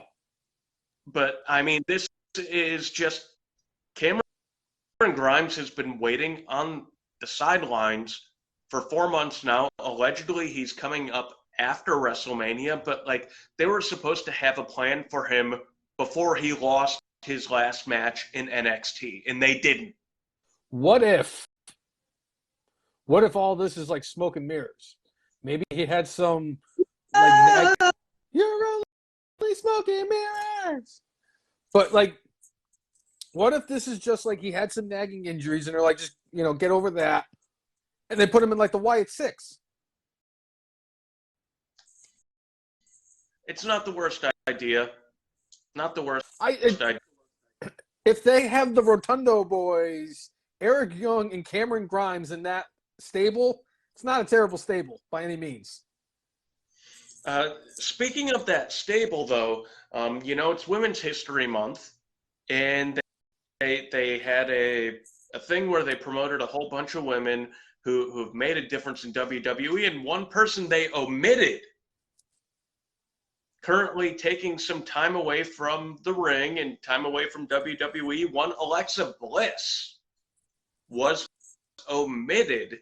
And when people kind of pointed it out, she was like, kind of, I forget her exact words, but it was like, yeah, I don't expect anything less. It's almost like there's still a little bit of that pettiness of like, hey, I need some time off, you know, to take care of, you know, my well-being or be at home. Well, you did that, so we're not going to, you know, showcase you on Women's History Month, even though you've done far more than what anybody expected of you as an in-ring performer. I mean, when she came up, I mean, she was a manager. Yep. And she ended up holding the women's championship several times and actually carrying that division to an extent. Everybody had the 4 horsewomen, and then there was Alexa Bliss, who did more with what she had than anybody. Agreed. I that is just, I don't know. It could also lead into storyline wise with the. Although I like your pettiness better. I could say that it's like storyline wise, so that, you know, they kind of write her off and then they put her in the Wyatt Six. Again, this is going to be all right. They wrote somebody off. Everybody forgot about them. Wyatt Six. They're going to be in the Spooky Pals. Oh my goodness! Could you imagine Cameron Grimes in the Spooky Pals? No, I Alexa. If Alexa ends up getting rejected by Bray, she could be a Spooky Pal. She's not going to get rejected by Bray. Bray has been recruiting her since he returned. Yeah. Every time his little logo just shows up wherever the hell, whether it was in Saudi Arabia or if it was on Raw or if it was on SmackDown or right. Wait. But if there was anybody that was a guarantee for the Wyatt Six, it's her. So there are two other minor WWE notes I want to get to, and then we could get to AEW. Okay. Alundra Blaze, during the 30th anniversary of Raw, had an interaction backstage with one Rhea Ripley, and kind of sort of mentioned to her, I would like to have my retirement match with you. To which Rhea Ripley said, it would be an honor. What do you say to that, Brainless One? Cousin Jay, the only thing I can say about that is this. Sign me up. Absolutely. I've said for years, Alundra Blaze, Medusa, whatever you want to call her, she was just, her and Bobby Heenan were born too soon. They should have been born now. Because Charlotte Flair is now what Medusa Maselli and Alundra Blaze was back in the 80s and 90s. She was ahead of her time, just like Bobby Heenan, and they just didn't have anybody for her. There wasn't enough competition. Right. So, honestly, I would say Alundra Blaze is the greatest I've ever seen. I just didn't get enough of a sample of her for what she's done. But you give me Alundra Blaze and, yeah. You give me that, Rhea Ripley versus Alundra Blaze, yeah, 100% on board. So there's that. And again, for me, sign me up. I'll take that. I'll put a yeah stamp on that. I would like to see Alundra Blaze versus Charlotte Flair. You know, we saw a handful of years ago Trish Stratus coming back, and you could tell at that SummerSlam match they had, it was Charlotte carrying Trish. Trish could still go, but it really was Charlotte doing a bulk of the work for that. Charlotte would be great at, or Rhea would be great at carrying Alundra through that match, making her look good, making her look strong. And you know what? Alundra still goes out there, and I mean, she does monster trucks for a living. She keeps herself in shape, and she would not embarrass herself. It doesn't need to be a long match. It just needs to be something to allow her to retire and have that final stamp on her career. Yeah, honestly, that's the only other person I could think of that would make more sense than Rhea Ripley is Charlotte Flair, because I know Charlotte would get the best match of anybody out of Medusa. Right. All right, Tim asking, does Big E come back to fight LA Knight? You know, there has not been a lot of updates as far as Big E goes. You know, the last thing we heard is that his neck had not healed as they would like to, and we haven't heard anything else. To me, the fact that we're hearing nothing tells me that he's coming back. Is he coming back soon? I don't know. My heart says he will come back possibly the night after WrestleMania.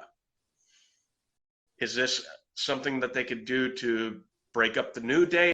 I know the New Day has kind of said, we're never breaking up, but a lot of people have always said, we're never breaking up, and they break up. So I wouldn't mind Big E coming back. I wouldn't mind a match with LA Knight. I think LA Knight, I mean, again, the dude's at this point in his 40s. If you're going to do something with him beyond, like, just having him be enhancement, you need to do it soon. Yeah. I think he proved that he could be a character that could do some stuff in the build-up with Bray Wyatt. Yeah! Yeah. I think there's a lot of stuff left to do with LA Knight. You know, he's still in shape, very good shape, and, you know,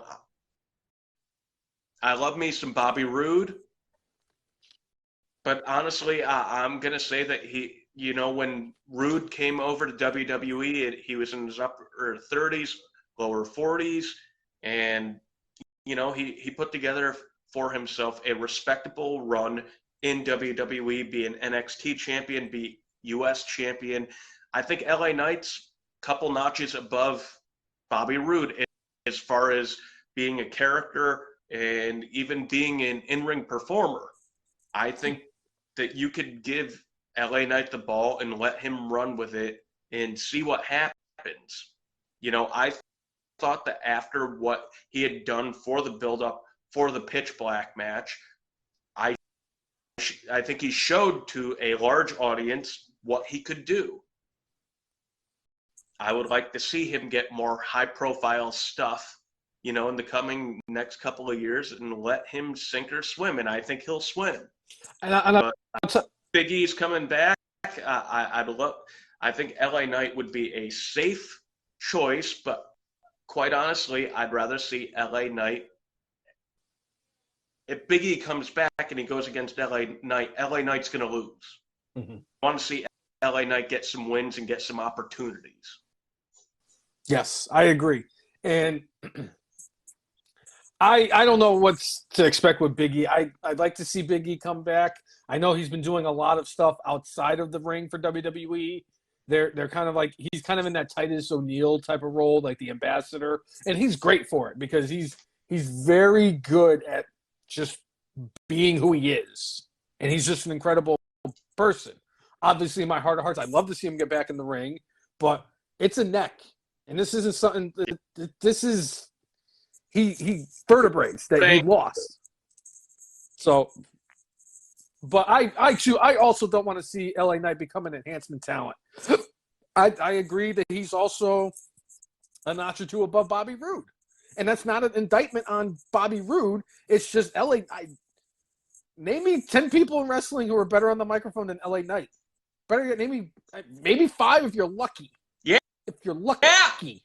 Yeah, he's got charisma. I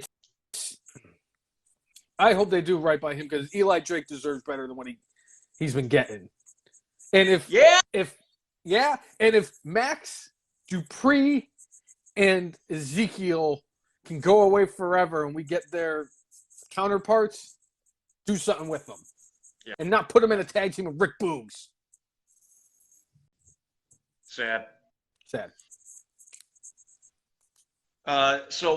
One individual on the NXT roster that WWE has some high hopes for is one Sol Ruca. Have you seen her finisher?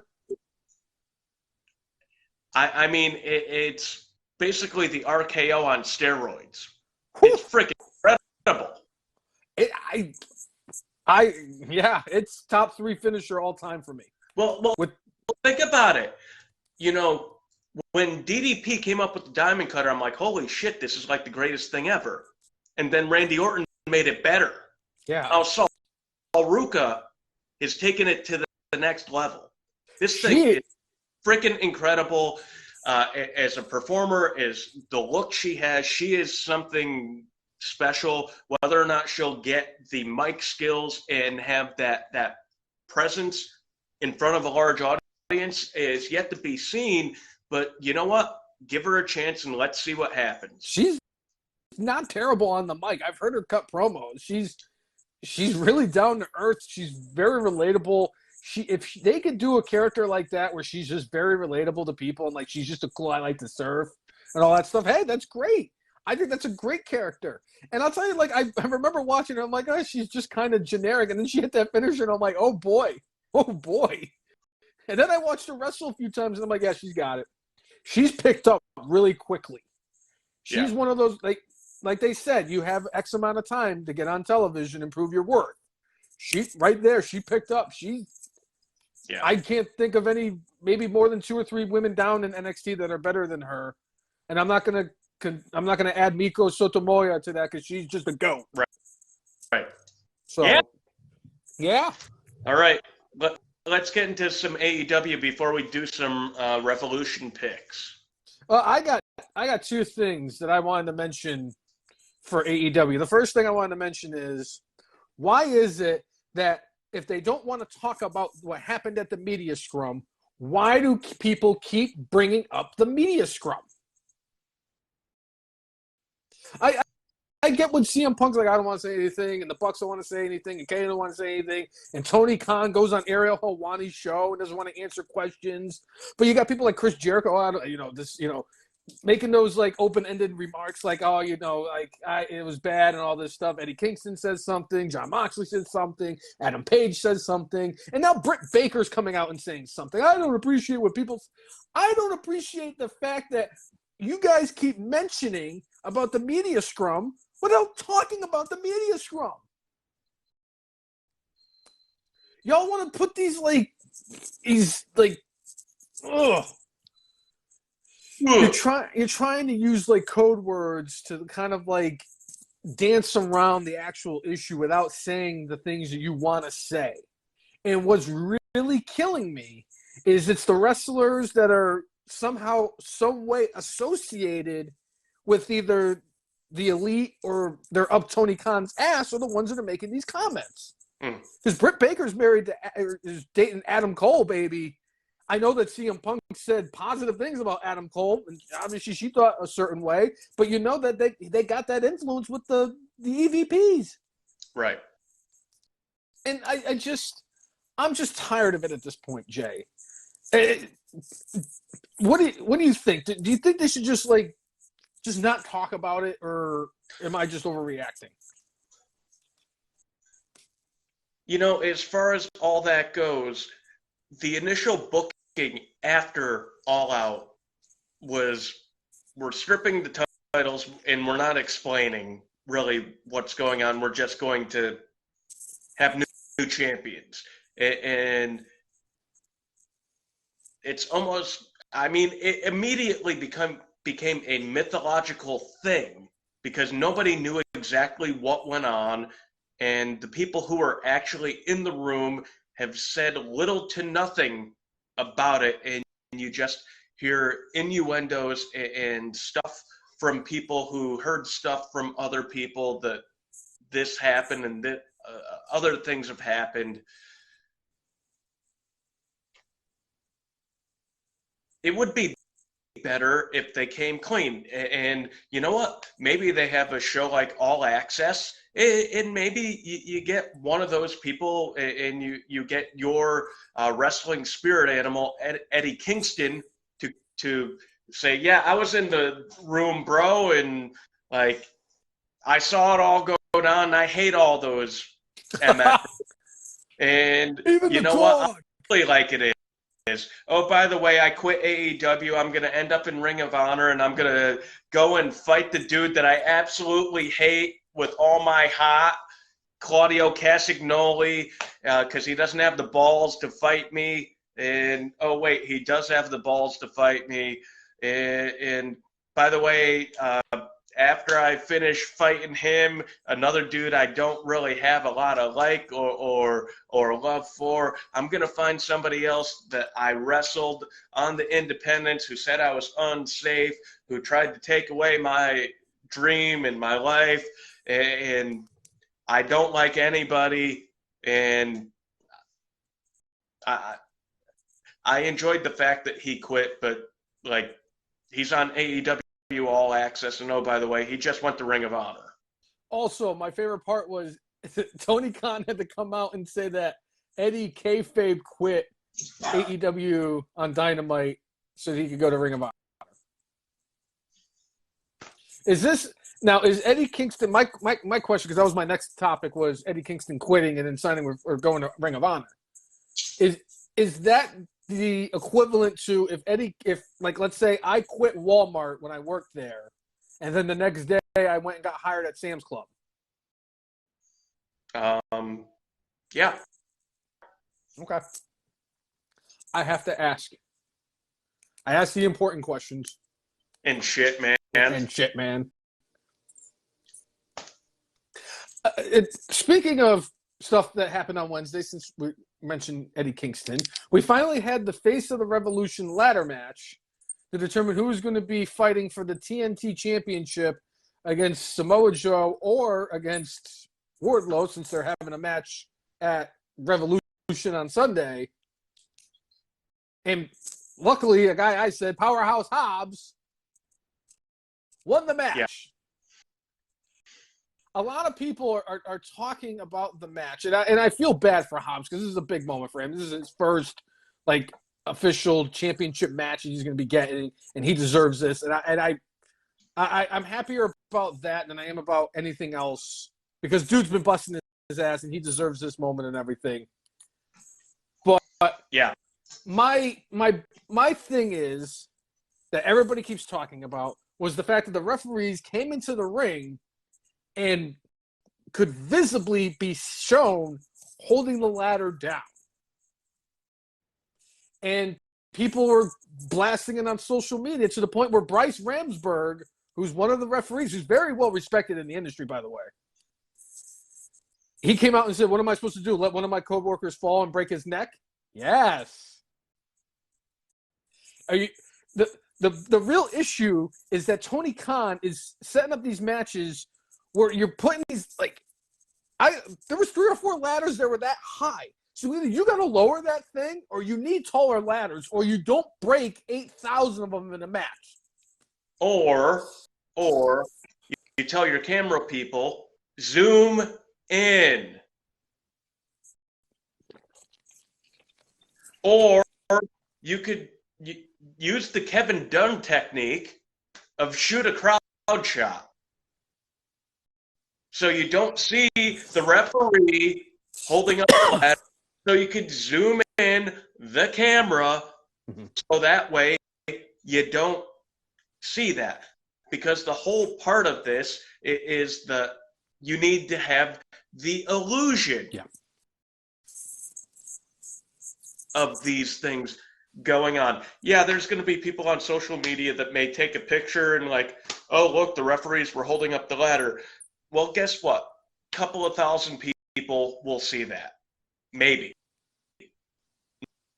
Not close to 1 million. And even with that, you know what?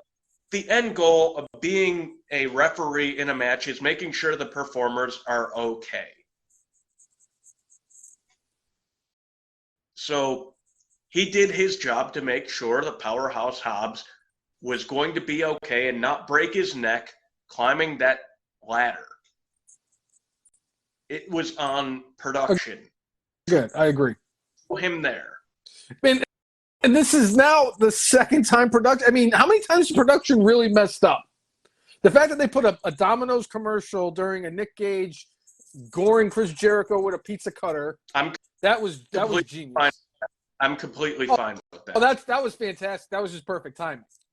The fact that they shot Moxley blading live on television, and then they got this. I'm not so mad about the fact that the referees made sure.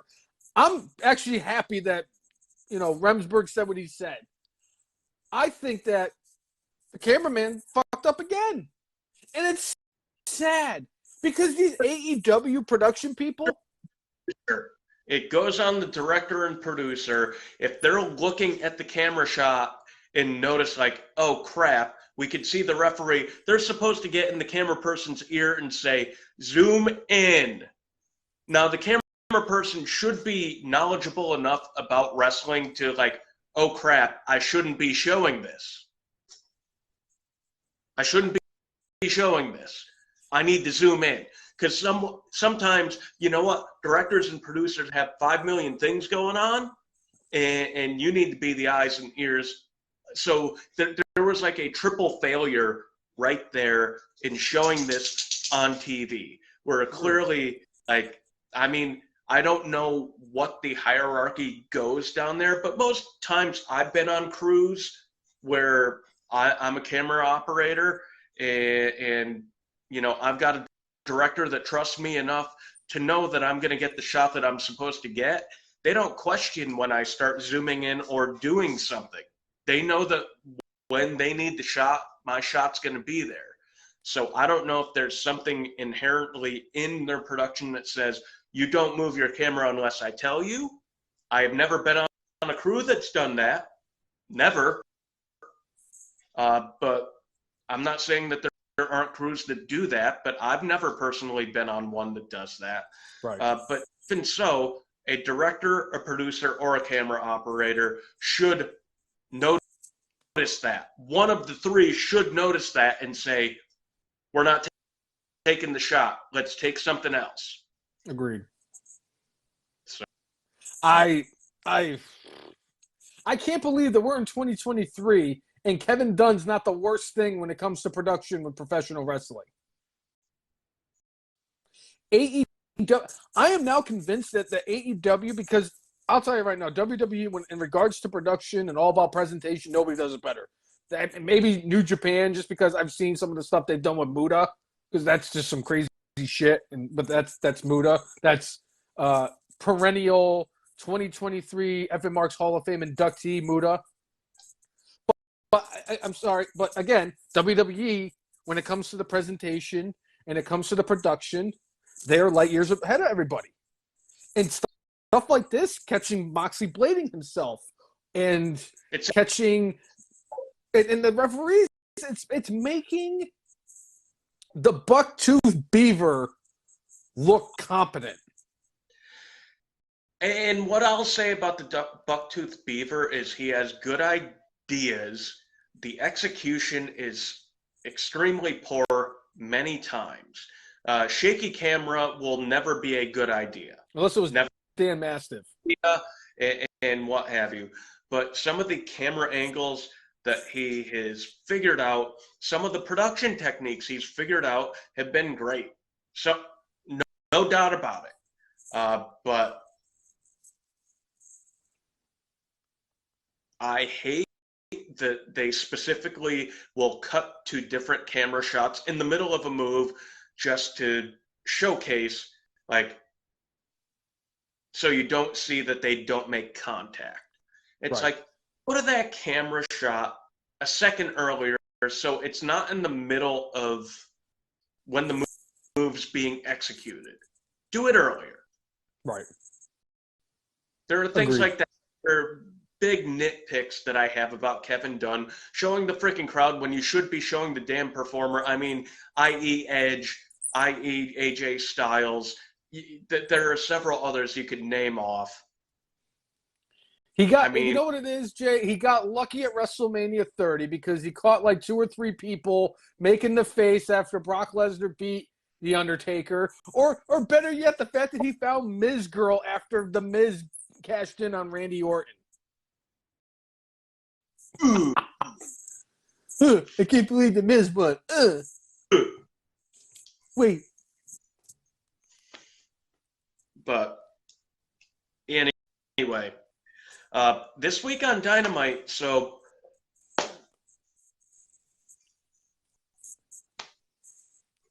Big Bill losing to Orange Cassidy. It wasn't completely clean, but it was kind of clean. You got a 7-footer going against Orange Cassidy, and I love me some Orange Cassidy. But in general, it's one of those ones that kind of doesn't pass the smell test. I mean, almost like Big Show and Rey Mysterio. It's like, really? Mm-hmm. The dude, like, 1/3 the size? Like, all right. Just like we're supposed to believe that Daniel Bryan has a chance against Brock Lesnar. Right. And I thought that too, because on paper, if you look at it, and Orange Cassidy right now is going to go down as the greatest All-Atlantic champion in AEW history. He's probably their best champion. I don't care what anybody says, especially you, MJF. He is the best champion in all. After Jade Cargill, he's the best champion in AEW, and he just goes out there every single week. He fights everybody. He fights Lee Moriarty. He fought Trent Beretta. He's fighting. He beat Pac for the title. He beat Big Bill. He's beating people. My personal favorite champion in AEW right now is actually Samoa Joe. Now, his booking has not been, perfect, but I just love Joe. The master of the Samoan cookie. Yes. The greatest cookie seller in all of Full Sail University. It's sad.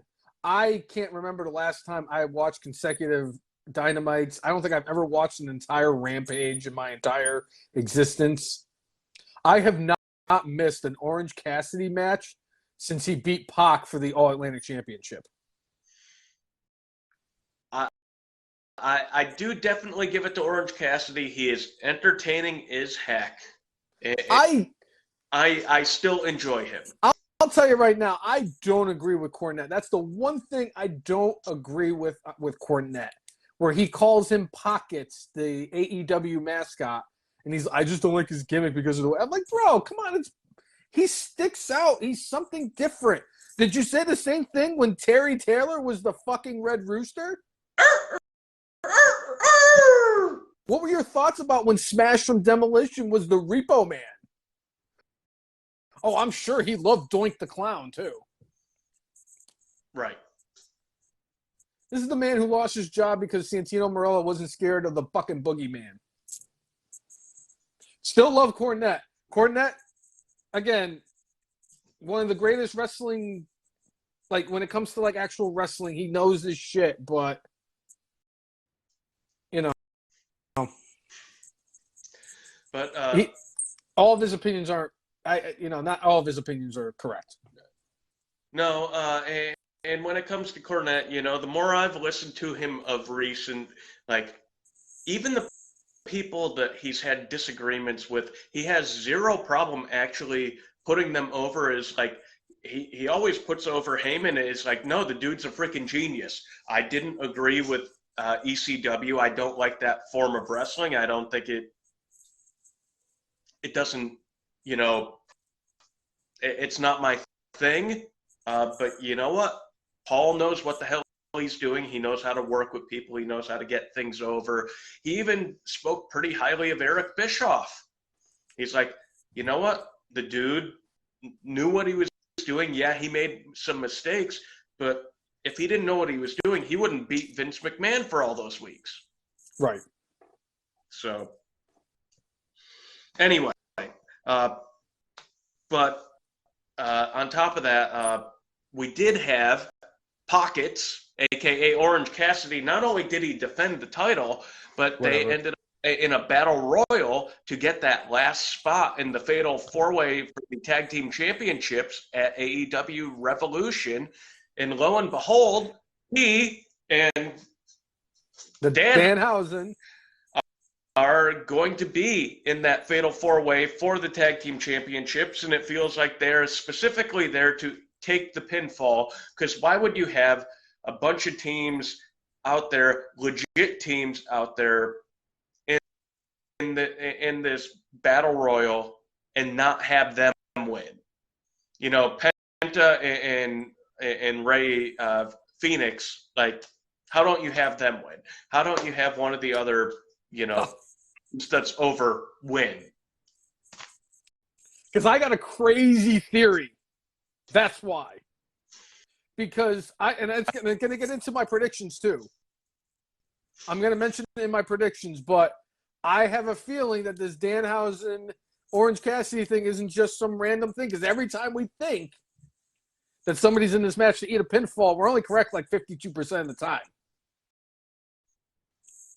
Just like when the New Day was the first team eliminated in the Survivor Series Raw versus Tag Team match. Still a shocker. Not as shocking as Fandango beating Jericho at WrestleMania 29, but it's still a shocker. Yeah. But apparently they were the Joker, and I was like, why are you doing this? I see it. They're like, we're going to do another match. We're going to do another Battle Royal. I'm like, you just did this last week. Jeff Jarrett and Jay Lethal won it. And you're bringing in like 80% of the same tag teams you brought in last week, and then a couple of different ones. A couple of buddies.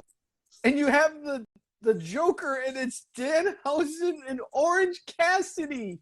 If you go on my Twitter page, @BrainlessOne, you will see my pinned tweet.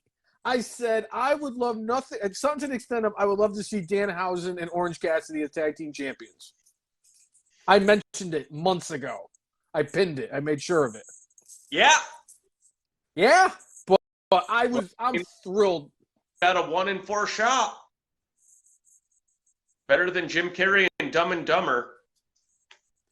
better than Kurt Angle in his match against Samoa Joe and the man of the thousand math. Yes. Scott Steiner. I think Scott Steiner got an 800 on his math portion of the SATs. I'm pretty sure he scored an 800 on his SATs. Well, if he spelled his name right, he would get 1,000. Well, he spelled it Big Papa.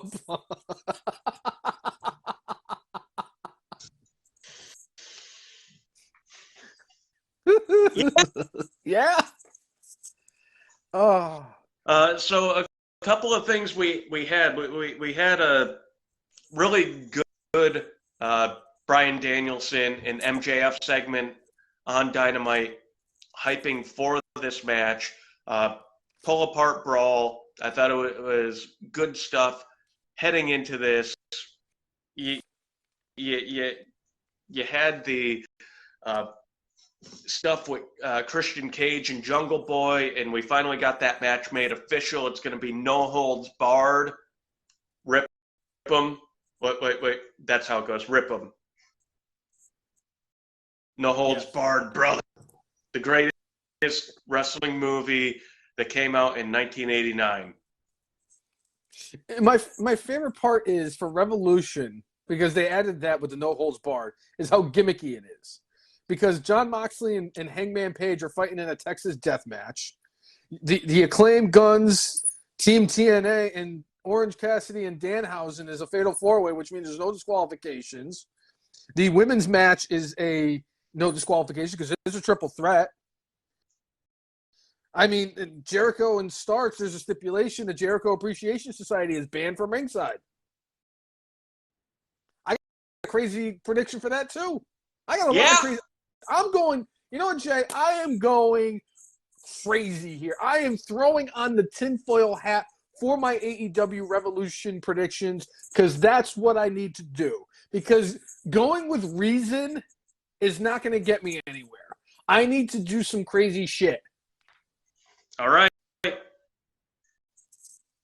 Well, do you want to get in predictions? Do you want to get talk more Dynamite? What do you want to do?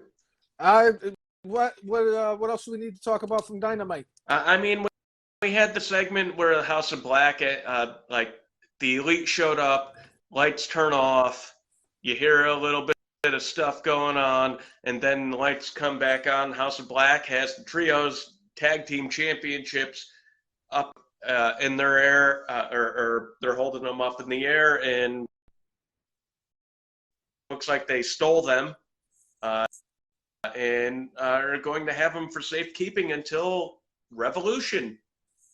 Usually when we get this, I mean, Booking 101 says that this means that your boys, Kenny and the Bucks, are going to win this. Which means Kenny is not going to end up on WWE TV.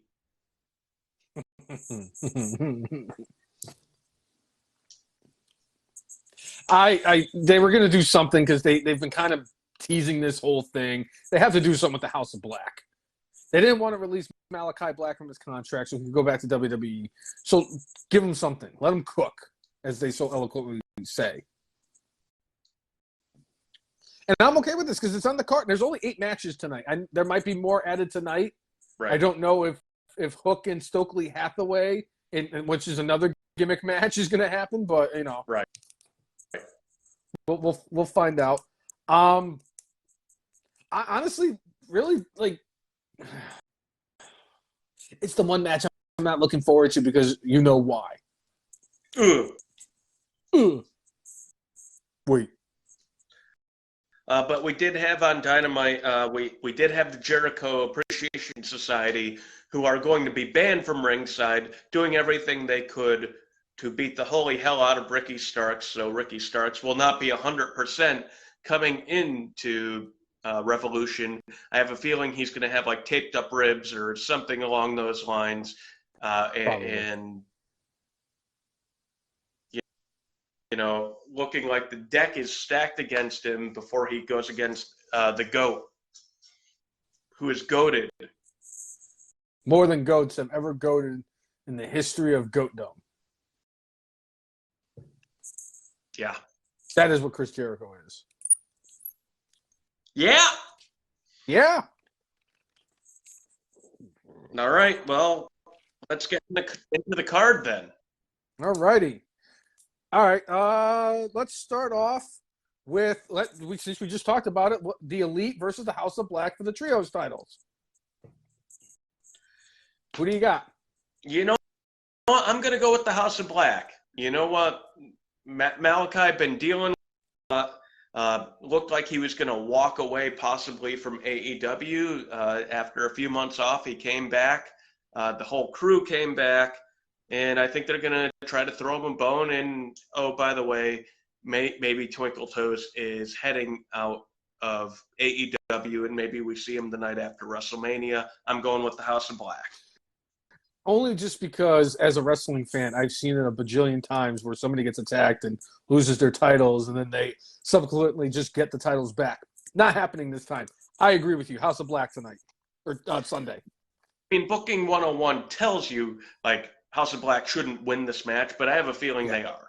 Yeah. I agree. Just because Kenny will go off of TV just to get my blood pressure up for the next month until I turn 40. Ugh. All right. And then in the next match, we have the no-holds-barred match between Christian Cage and Mr. Personality himself, Jungle Boy. I mean, to me, this almost it has to be the Stone Cold Lead Pipe Lock. Jungle Boy has to win this match, doesn't he? Doesn't he? Like, you're trying to turn him into something. You kind of brought Christian Cage in specifically, it seems, to help elevate Jungle Boy. Christian, unfortunately, got injured and has been out for several months. But, you know, I enjoyed the fact that, like, his look with the mock turtleneck is super douchey. I enjoy the character he's been. Honestly, with what he's said and done, he is not Big Boss Man level. He is not Big Boss Man level, but I don't think he's that far below it. I mean, calling out this dude for his dead father and saying more or less his dad was like no talent and just looked good. So I'm going with Jungle Boy. That's my Stone Cold Lead Pipe lock for the weekend. All right, I'm going to put an L there for the lock. I'm going to disagree with you, Jay. Because Booking 101 says Jungle Boy should win this match, so obviously Christian's going to win because of one reason. He's got Dino Man. So give me Christian with Dino Man. Okay. And a no-holds-barred match. All righty, what about the Women's Championship match between Jamie Hayter, Saraya, and Ruby Soho? I mean,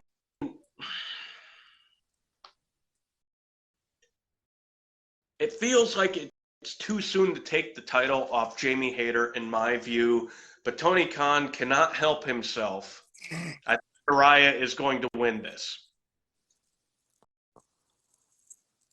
I agree.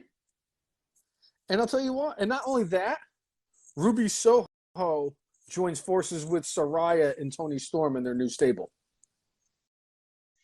Because they need a new stable in AEW. They already have. I say that they need more of.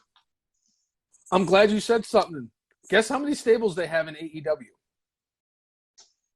56? Lower. I mean, I literally counted how many stables are in AEW. I bet there is probably literally like 19. What would you say is a number that is ridiculous for a number of stables? Just like a legitimate, like, not like 45 or 73. What's an egregious amount of stables in a company, in a wrestling promotion? Quite honestly, I think more than 10 is probably 23. They literally have 23. And the only reason it's just 23. Marshall's stable. I did. I counted QT Marshall's stable. And the only reason there's only 23 is because A, Tony Storm and Saraya are just a tag team, and then once they get that third person, they'll be a stable. That'll be 24. Also, Stokely Hathaway and the Firm have absorbed Hardy Enterprises, so there could have been 25 stables. 23 stables in AEW.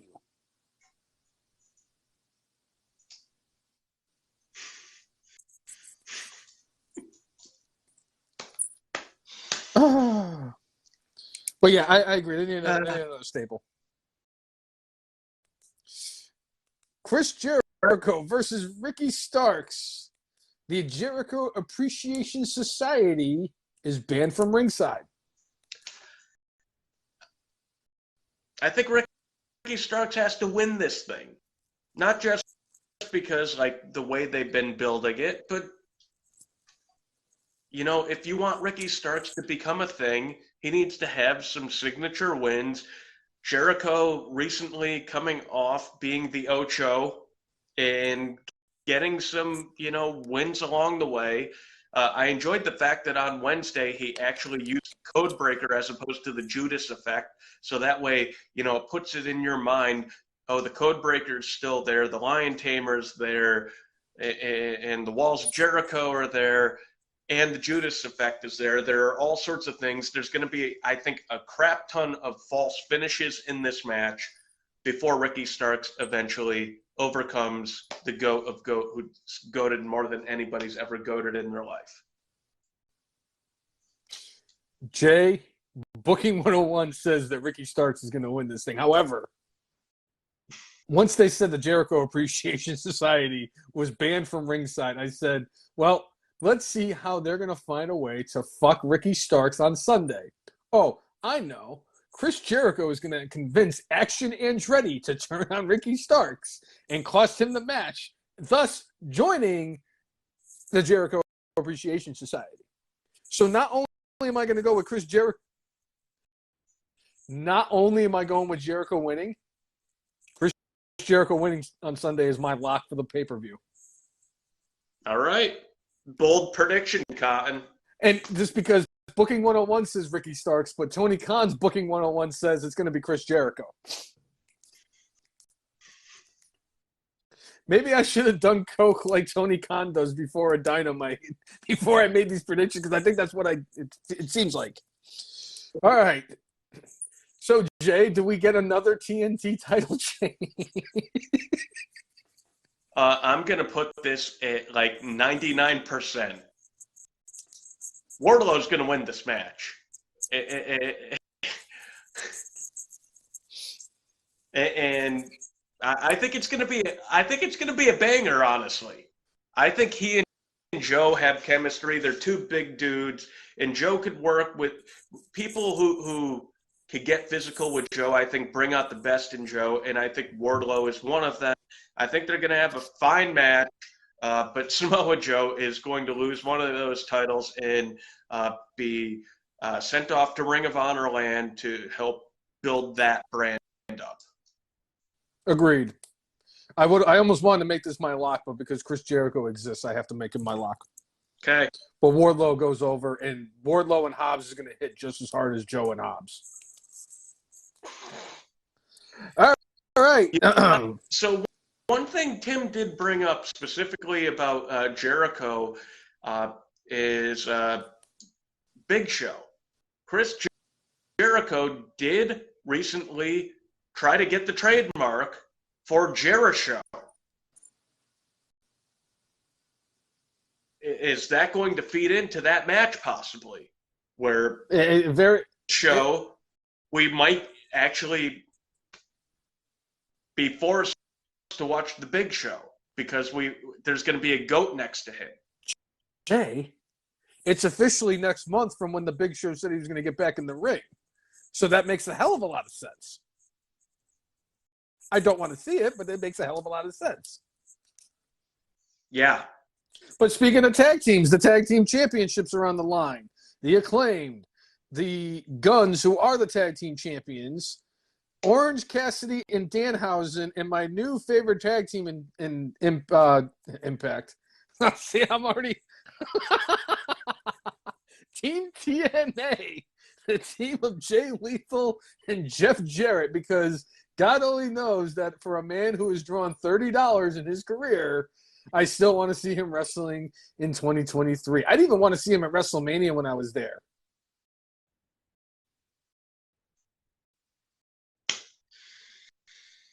It feels like way too early to take the titles off the Gun Club. It really does. I mean, does Daddy Ass get involved here and help out his boys, and finally, like, you see him kind of fully back with them? It felt like that was part of the storyline that we were going with the Acclaimed, where Daddy Ass was the one who ended up setting up the match, which his boys ended up winning. You know, blood being thicker than water, just like in the bloodline on the other side of the, the wrestling ocean there. Blood is thick as water, and Sami Zayn was never blood, and the Acclaimed were never blood with Daddy Ass, even though the Ass Boys decided to throw Daddy to the curb. On his ass. Ass threw them a bone. They ended up picking up the bone, and now maybe Daddy Ass is the reason why they keep those championships. So I'm going with the Ass Boys. And I can't wait for us to call them the Ass Boys. I agree.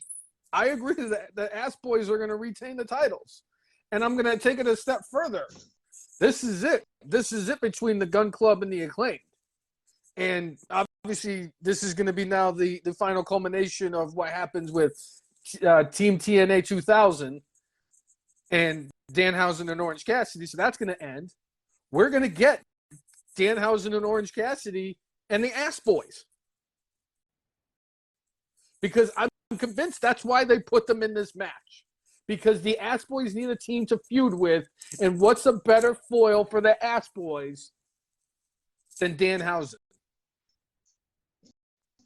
Especially because we're going to have Daddy Ass, Stokely Hathaway, and Sonjay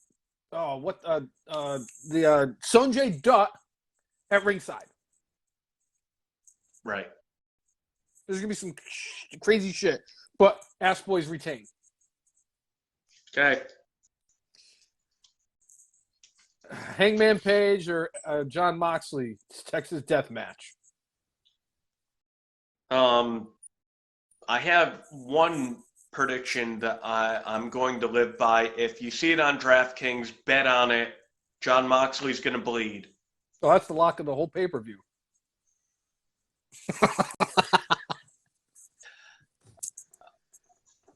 With the way all this is going, I'm going with not John Moxley. I'm going with Hangman Page winning this match. John Moxley is just John Moxley, and Hangman Page is just Hangman Page. I don't think any of them are truly heel or face. They're just, what they are. So as far as all this goes, I'm going with Hangman Page because Hangman Page needs this victory more than Moxley does.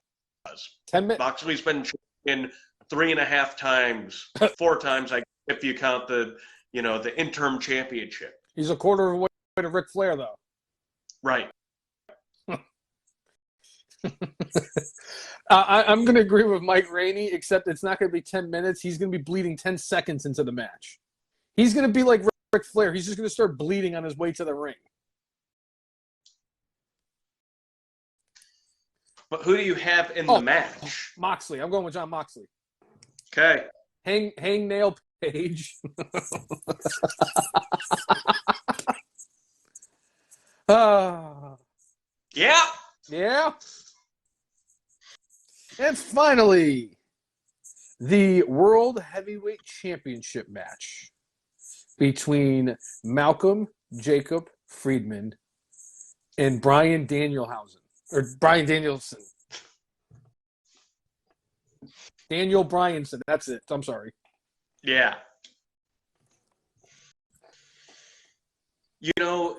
Clearly they made this match so it would seem like,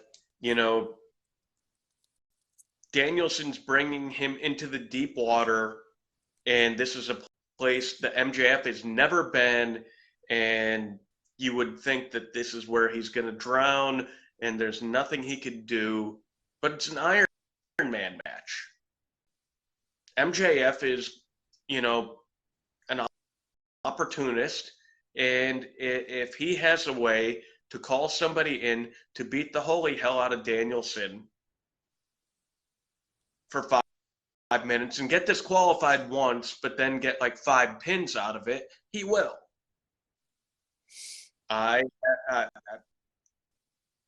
This is specifically to help build up MJF, as a heel and, to try to take him to the next level as a champion. So I'm going with MJF winning this match, and I think that'd be the right call. And Mike Rainey and Timmy both agree with you. They both said MJF. Chris Brown went with Daniel Bryanson.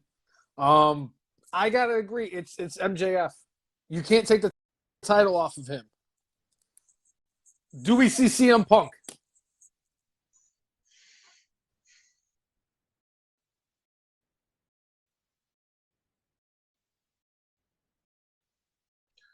I would put more money on CM Punk showing up at Double or Nothing. Okay.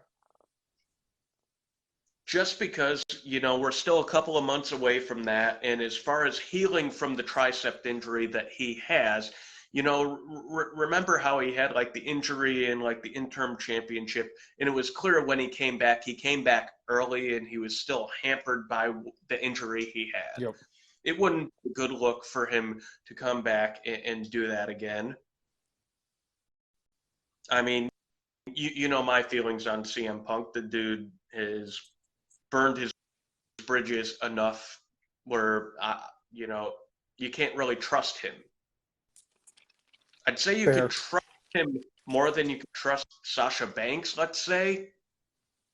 Oh. But not much more. But I don't think Punk is quite healed enough for them to do that. I mean, if they wanted to sit there and kind of milk something where he comes back and does stuff. But if I think the money for CM Punk is there are enough people out there like us that know enough about what went on behind the scenes that, quite honestly, he needs to go against either Kenny and or the Bucks. Everybody wants to see Punk and FTR versus the Elite. That's the money match. That's how you're going to – it's all depends on how many people are going to have to fucking put their egos aside and work and get this together. That's the only way you're going to put this off. Because it is – to extend their deals. Yeah. But, Jay, this is a golden opportunity. You have a chance here, if you're Tony Khan, to turn this into a positive. Right. Because you're not going to get because CM Punk is their biggest draw. At the end of the day, I don't care what anybody says. CM Punk's their biggest draw. Jericho brought the eyeballs. John Moxley brought the people that were kind of on the fence. And CM Punk brought the people who didn't want to be WWE fans anymore. Your biggest draw is CM Punk. Kenny and the Bucks need to freaking swallow their prides and get over themselves. I'm sorry. If as much as, and I agree, that CM Punk does not deserve the benefit of the doubt because of the fact that he has a reputation for doing what he does. On the flip side, you can't be an executive vice president or call yourself an executive vice president and act like a bunch of fucking assholes. Not like that. Yeah. Because I lost all respect for them after what they did in Chicago. Lost all respect. Any respect I ever had for them. I mean, granted, I didn't have any for Kenny after watching him in the blow-up doll for 11 minutes. But I had all the respect I had for the Bucks, gone. The only one that I respect in that entire group is Don Callis. Yeah. So, now that we got the predictions out of the way, I think it's time for the good, the bad, and the brainless. Yeah. So, Cousin Jay, what do you got for your good this week? You know, I think there were some good things that happened. There was nothing that, at least for me, really like exceptionally stood out. But one thing that did make me laugh was Eddie Kingston quitting AEW in the way he did. And I was like going, you know what, Mad King, I take that. I respect that. You hate everybody. You hate everything. You're on AEW All Access, but you just quit the company. Kayfabe is alive, baby. I enjoy it. So I'm going to go with the Mad King and doing what he does. I am going to agree with an AEW. Well, I mean, you said a former AEW star, but I'm also going to go the AEW route for my good. The Miz does get my honorable mention for being named host of WrestleMania. I'm sorry, I love that. But Orange Cassidy gets my good for this week because not only was he successful in retaining the All-Atlantic Championship in his match against Big Bill, and you can't teach that, but him and Danhausen later on showed up and won the tag team battle royal to be put into this match on Sunday. I am Orange Cassidy. I'm sorry, it's Orange Cassidy. And I am very happy that I get to say that. Yeah. Yeah? What's your bad? You know, I'm going with Bill Goldberg saying that he is owed a retirement match from WWE. I know I don't know what's gone on behind the scenes and the things that he's agreed to. He has been well compensated, whether it's to win or lose. And as you said earlier, the run that they've allowed him to have, not only squashing Brock Lesnar, not only being able for him and Brock to redeem themselves for the terrible WrestleMania 20 match, he has held the championship a couple of times since he came back. They have done completely perfect by Bill Goldberg. And as much as I think he should be allowed to have like a farewell match where like we know ahead of time, yes, this is his last match.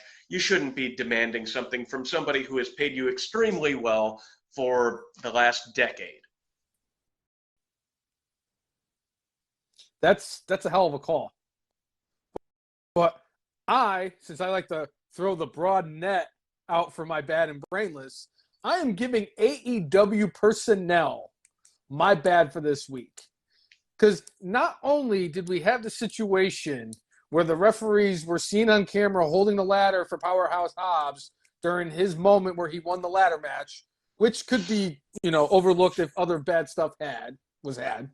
But Britt Baker coming out here this week and just kind of using these, using cryptic words to talk about the all-out or the all-out brawl, that added to it. But then you had when Eddie Kingston quit AEW and went to Ring of Honor, you had Tony Khan come out and just add the icing to the cake and say he kayfabe quit. I was going to give them my brainless, but somebody else got my brainless. What do you got for your brainless, Cousin Jay? I'm going with Vince McMahon because I'm convinced 100% he is behind this Omos versus Brock Lesnar match. Maybe Brock is the one who said, no, I'm not going to do that match. Maybe he did, but I have little doubt in my mind that Vince McMahon was behind him saying, Brock, don't take that match. I don't want you to go against that guy. I fired that guy because he's not good shit. I'm going with Vince because I believe Vince is why we are getting a nonsensical match in WWE these days, where for the most part Triple H has made sense of stuff. This Omos match makes Vince McMahon sense. It makes WWE logic sense, because that was that hashtag that what was the thing? Hashtag WWE logic, Yep. aka Vince McMahon's brain. This feels 100% Vince McMahon brain, because it doesn't pass any smell test of what we've seen from Triple H in the last like 6 to 8 months. Jay, I know that we've mentioned it before. I know you said you're going to do it, but I don't have the heart to do it. And I will say that I've actually lasted this long into 2023 without giving WWE booking my brainless. Because Brock Lesnar and Omos is terrible booking. Bobby Lashley and Bray Wyatt makes no sense. And then on top of it, when you have Triple H, who's in charge of creative, saying, hey, I want to have less matches at WrestleMania this year, upsetting a lot of people because they're not going to get that WrestleMania payday. Newsflash, you can save that. You can put Andre the Giant's Battle Royal back on the WrestleMania card. I know I would love to see that match at WrestleMania. I love fucking Battle Royals. But right. So between Omos and so Triple H comes out and says this and wants to have more quality over quantity matches, but yet we're getting Omos. We're going to probably get Ronda Rousey. We're going to get Dominic Mysterio. Logan Paul is not a full-time wrestler, and he's fighting Seth Rollins. And it's like, on top of this, I cannot believe we've gone from Steve Austin and Brock Lesnar to Brock Lesnar and Omos. I'm sorry, Jay. I agree that WWE booking should be utilized less as the brainless, but to fully retire WWE booking from the brainless is just, it has to be a thing. I'm sorry. We cannot retire it. Just because Vince McMahon, as long as he is sucking air in this planet, WWE booking is always a possibility for brainless. Yeah? Yeah? So if you like what you see, whether you are a first-time watcher or a continuous fan, make sure you like us on Facebook, follow us on Twitter, follow us on Instagram, and subscribe to us on YouTube at the letter T, the letter H, the letter E, the letter F, the letter N, M-A-R-K-S, the F in Marks. If you like, follow, and subscribe to us, we will do the same back. That has always been our mantra. And make sure you set up notifications on our Facebook page so that when we go live, you will be notified that we are live, so you can join in the conversation about our favorite sport that we all love to hate. And also make sure you subscribe to us on Spotify, so in case you missed the show that week, you could actually listen to and or watch the show from Spotify. We also put it on YouTube, although YouTube generally, my preference is having the 1 to 10 minute chunks of show that you could look in on. But we are on a whole bunch of platforms, so that way, in case you miss it and what have you, you actually will be able to enjoy the show. You won't be able to get to join in like you do normally, but yeah. We all sorts of different things where you could have fun with that. And oh, by the way, I've got some ideas brewing that hopefully you will be seeing soon. One of which I've got a couple of which that I'm extremely excited about, that I cannot wait to present to everybody, and I think y'all enjoy it. Yeah. And yeah. So my question is, if he made $300,000 from that match, which is, I mean, I thought you were going to say $1 million, because if you said $1 million, you all would have seen me throwing up live on the podcast for the first time ever. Right. But is that enough to cover all of his alimony payments? Maybe for a month or two. Actually, he has one alimony payment that's, I think, $20,000 a month, $10,000 a month. I think there's one for like $6,000 a month and another one for $4,000 a month. So that's at least a few months worth of paying all his ex-wives. $300,000 a month. The reason why he's still married to Fifi. Yeah, because he doesn't want to pay her alimony because they had split up, and it was like his financial advisor was like, "No, Rick, you can't afford another divorce. I told you not to marry this woman in the first place, but you didn't listen, so you." He didn't want the Bundy 5 count.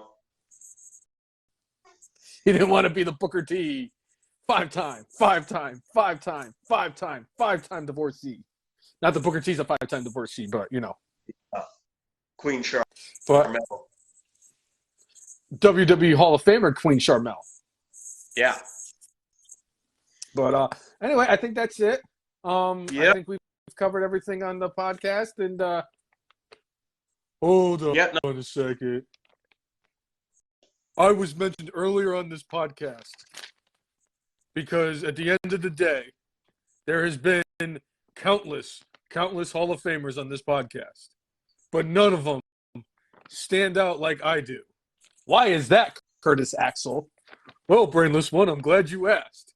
Did you know that today, on March 3rd of 2023, at approximately 2,959 days, were you still alive in the 2015 Royal Rumble? I am still alive in the 2015 Royal Rumble. Bow, bow, bow, bow, bow, bow, bow, bow. So for episode 302 of everyone's favorite wrestling podcast, the FM Marks. I'm Jay, and he is... I am the Brainless One. Make sure you mark out. With your guac out. See everyone. Everybody, enjoy Revolution, and we will talk with you next week. Yeah. Woo! Thanks for tuning in. Yeah, enjoy Revolution on Sunday. Later, Jay. See you, Cousin Bobby. Yeah.